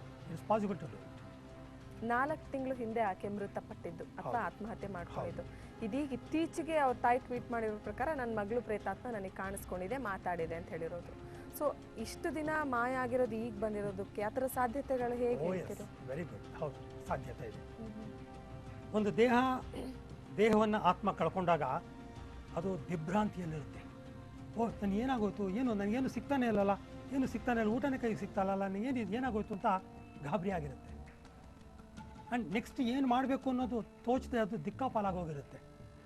ಅದಕ್ಕೆ ತಿಳುವಳಿಕೆಗೆ ಬಂದು ನಾನು ಈ ಥರ ಸತ್ತು ಹೋಗಿರಬಹುದೇನೋ ಅಂತ ತಿಳುವಳಿಕೆಗೆ ಬಂದು ಆಲ್ ರೈಟ್ ನಾನು ಇವಾಗ ನೆಕ್ಸ್ಟ್ ಏನು ಮಾಡಬೇಕು ಅನ್ನೋ ಒಂದು ನಿರ್ಧಾರ ತೊಗೊಳ್ಬೇಕಾದ್ರೆ ಬೇಕಾದಷ್ಟಲ್ಲಿ ಟೈಮ್ ಬೇಕಾಗುತ್ತೆ. ಹೀಗಾಗಿ 4 ತಿಂಗಳ ಕಾಲ ಆ್ಯಕ್ಷನ್ ತೊಗೊಳ್ದಿರೋ ಪ್ರೇತಾತ್ಮ, ತೋರಿಸ್ಕೊಳ್ದಿರೋ ಪ್ರೇತಾತ್ಮ ಇವಾಗ ತೋರಿಸ್ಕೊಂಡಿರ್ಬೋದು. ಸಾಧ್ಯತೆಗಳಿದೆ ಅಂತ ಹೇಳ್ತೀರಾ? ಇನ್ನೂ ಒಂದು ವಿಷಯ ಹೇಳ್ತೀನಿ. ತಾಯಿಗೆ ಗ್ರಹಗತಿಗಳ ಅನುಕೂಲ ಪವರ್ಫುಲ್ ಆಗಿದ್ದು ತುಂಬ ಸ್ಟ್ರಾಂಗ್ ಆಗಿದ್ದರೆ ಪ್ರೇತಾತ್ಮದ ಕಾಟ ಅಥವಾ ಇನ್ಫ್ಲೂಯೆನ್ಸ್ ಅಥವಾ ತೋರಿಸ್ಕೊಳ್ಳುವಿಕೆ ಕಷ್ಟ ಆಗುತ್ತೆ. ಸೊ ಈ ಥರನೂ ನಾವು ಯೋಚನೆ ಮಾಡ್ಬೋದು. ಸೊ ಹೀಗೆ ಅಂತಲೇ ಹೇಳೋಕ್ಕಾಗಲ್ಲ. ಇನ್ಫ್ಯಾಕ್ಟ್ ಇದಕ್ಕೆಲ್ಲ ನಾವೇನು ಮಾಡ್ತೀವಿ, ಪ್ರೇತಾತ್ಮನ ಹತ್ರನೇ ಡೈರೆಕ್ಟ್ ಕ್ವಶನ್ ಹಾಕ್ಬಿಡ್ತೀವಿ, ಇಷ್ಟು ದಿನ ಏನು ಮಾಡ್ತಿದ್ದೆ ಹೇಳು, ಡೈರೆಕ್ಟಾಗಿ ಅದನ್ನೇ ಕೇಳ್ತೀವಿ, ಅದೇ ಉತ್ತರ ಕೊಡುತ್ತೆ. ಸೊ ನನ್ನ ಅನಿಸಿಕೆ ಈ ಥರ ದಿಗ್ಭ್ರಮೆ ಆಗಿಬಿಟ್ಟಿರುತ್ತೆ, ಏನು ಮಾಡಬೇಕು ಅನ್ನೋ ಅರ್ಥ ಆಗದೆ ಬ್ಲ್ಯಾಂಕ್ ಆಗಿಬಿಡುತ್ತೆ ಮೈಂಡು, ಗಾಬರಿ ಆಗಿಬಿಡುತ್ತೆ, ಅಯ್ಯೋ ನಂಗೆ ದೇಹನೇ ಇಲ್ವಾ, ಕಳ್ಕೊಂಬಿಟ್ಟೆ ನಾನು ಅಂತ ಅನ್ನಿಸ್ಬಿಟ್ಟಿರುತ್ತೆ. ಹಾಗಾಗಿ they take some time. So ಅದ್ರ ಅವಲೋಕನ ಅಥವಾ ಅದು ಅರ್ಥ ಮಾಡ್ಕೊಳ್ಳೋಕೆ ಹೊತ್ತಾಗಿ ಈಗ ಕಾಣಿಸ್ಕೊಂಡಿರಬಹುದು. Probably yes, probably. Okay, Jiah Khan particular ಆಗಿ ಆಕೆ ವಿಷಯನೇ ತಗೊಳಕ್ ಹೋದ್ರೆ ಈಗ ಅವ್ರ ತಾಯಿಗೆಲ್ಲ ಕಾಣಿಸ್ಕೊಂಡಿದೆ, ಅಂತರಾತ್ಮ ಅಥವಾ ಅಂತರ್ಪಿಶಾಚಿಯಾಗಿ ಆಕೆ ಅಲಿತಾ ಇದ್ದಾಳೆ, ಇನ್ನೂ ಕೂಡ ಆಕೆಗೆ ಒಂದು ಮುಕ್ತಿ ಆಗಲಿ ಮೋಕ್ಷ ಆಗಿ ಸಿಗ್ಲಿಲ್ಲ. ಸೊ ಇದನ್ನೆಲ್ಲ ಪರಿಹರಿಸುವಂತ ಮಾರ್ಗ ಅಂದ್ರೆ ಯಾವುದು ಅಂತ ಹೇಳ್ತೀರಿ? ಮತ್ತೆ ನಾನು ಹೇಳಬೇಕು ಅಂದರೆ ನನ್ನ ಪ್ರಕಾರ ರೇಖಿ ಮತ್ತು ಹಿಪ್ನಾಸಿಸ್ ಅನ್ನೋ ವಿದ್ಯೆನೇ ಮೋಸ್ಟ್ ಯೂಸ್ಫುಲ್. ಅಫ್ಕೋರ್ಸ್ ನಾನು 89 ವಿದ್ಯೆ ಕಲ್ತೀನಿ, ಮುಂದಿನ ವಾರ ಇನ್ನೊಂದು ದೇಶಕ್ಕೆ ಹೋಗ್ತಾ ಇದ್ದೀನಿ ಕಲಿಯೋಕ್ಕೆ ಅಂತ. ಆದರೂ ಈ ಒಂದು ತೊಂದರೆಯನ್ನು ನಿವಾರಣೆ ಮಾಡಬೇಕಾದ್ರೆ ನನ್ನ ಅನಿಸಿಕೆ ಪ್ರಕಾರ ಹಿಪ್ನಾಸಿಸ್ ಮುಖಾಂತರ ಪ್ರೇತಾತ್ಮದ ಹತ್ರ ಮಾತಾಡಿಸಿ ಅದಕ್ಕೆ ಭರವಸೆ ಕೊಟ್ಟು ಒಳ್ಳೇದು ಮಾಡಿ ರೇಖಿ ಎನರ್ಜಿ ಅಂತ ಕೊಡಬೇಕು. ಅದಕ್ಕೆ ಶಾಂತಿ, ನೆಮ್ಮದಿ, ಸುಖ ಸಿಕ್ಕಿ ನಮ್ಮ ಮಾತನ್ನು ನಂಬಿ ಒಪ್ಪಿ ಅದು ಪುನರ್ಜನ್ಮಕ್ಕೆ ಹೋಗುತ್ತೆ. ಸುಮಾರು ಒಂದು 30-35 ಸಾವಿರ ಪ್ರೇತಾತ್ಮಗಳಲ್ಲಿ ಒಂದು 20-25 ಪ್ರೇತಾತ್ಮಕ್ಕೆ ನಾನು ಸಹಾಯ ಮಾಡೋಕ್ಕಾಗಲಿಲ್ಲ. ಇನ್ನು ಮಿಕ್ಕ ಎಲ್ಲ ಪ್ರೇತಾತ್ಮಗಳಿಗೂ ಮೋಕ್ಷದ ಕಡೆ ಕಳಿಸಿ ಒಳ್ಳೇದು ಮಾಡಿದ್ದೀನಿ ಅನ್ನೋ ಭಾವನೆ, ಸಂತೋಷ, ತೃಪ್ತಿ ನನ್ನದಾಗಿದೆ. ಹೀಗಾಗಿ ಈ ಥರ ನಾವು ರೇಖಿ ಮತ್ತು ಸಂಮೋಹನ ವಿದ್ಯೆಯ ಮುಖಾಂತರ ಡೈರೆಕ್ಟಾಗಿ ಪ್ರೇತಾತ್ಮಕ್ಕೆ ಸಹಾಯ ಮಾಡಿ ಒಳ್ಳೇದಾಗೋಂಗೆ ಮಾಡ್ಬೋದು. ಇನ್ಫ್ಯಾಕ್ಟ್ ಅದರ ತುಣುಕುಗಳು ಬೇರೆಯವರಲ್ಲಿ ಬೇರೆ ಜಾಗದಲ್ಲಿ ಸ್ಕೆಲ್ಟರ್ ಆಗಿರ್ಬೋದು. ಅಂದರೆ ಯಾವ ಥರ?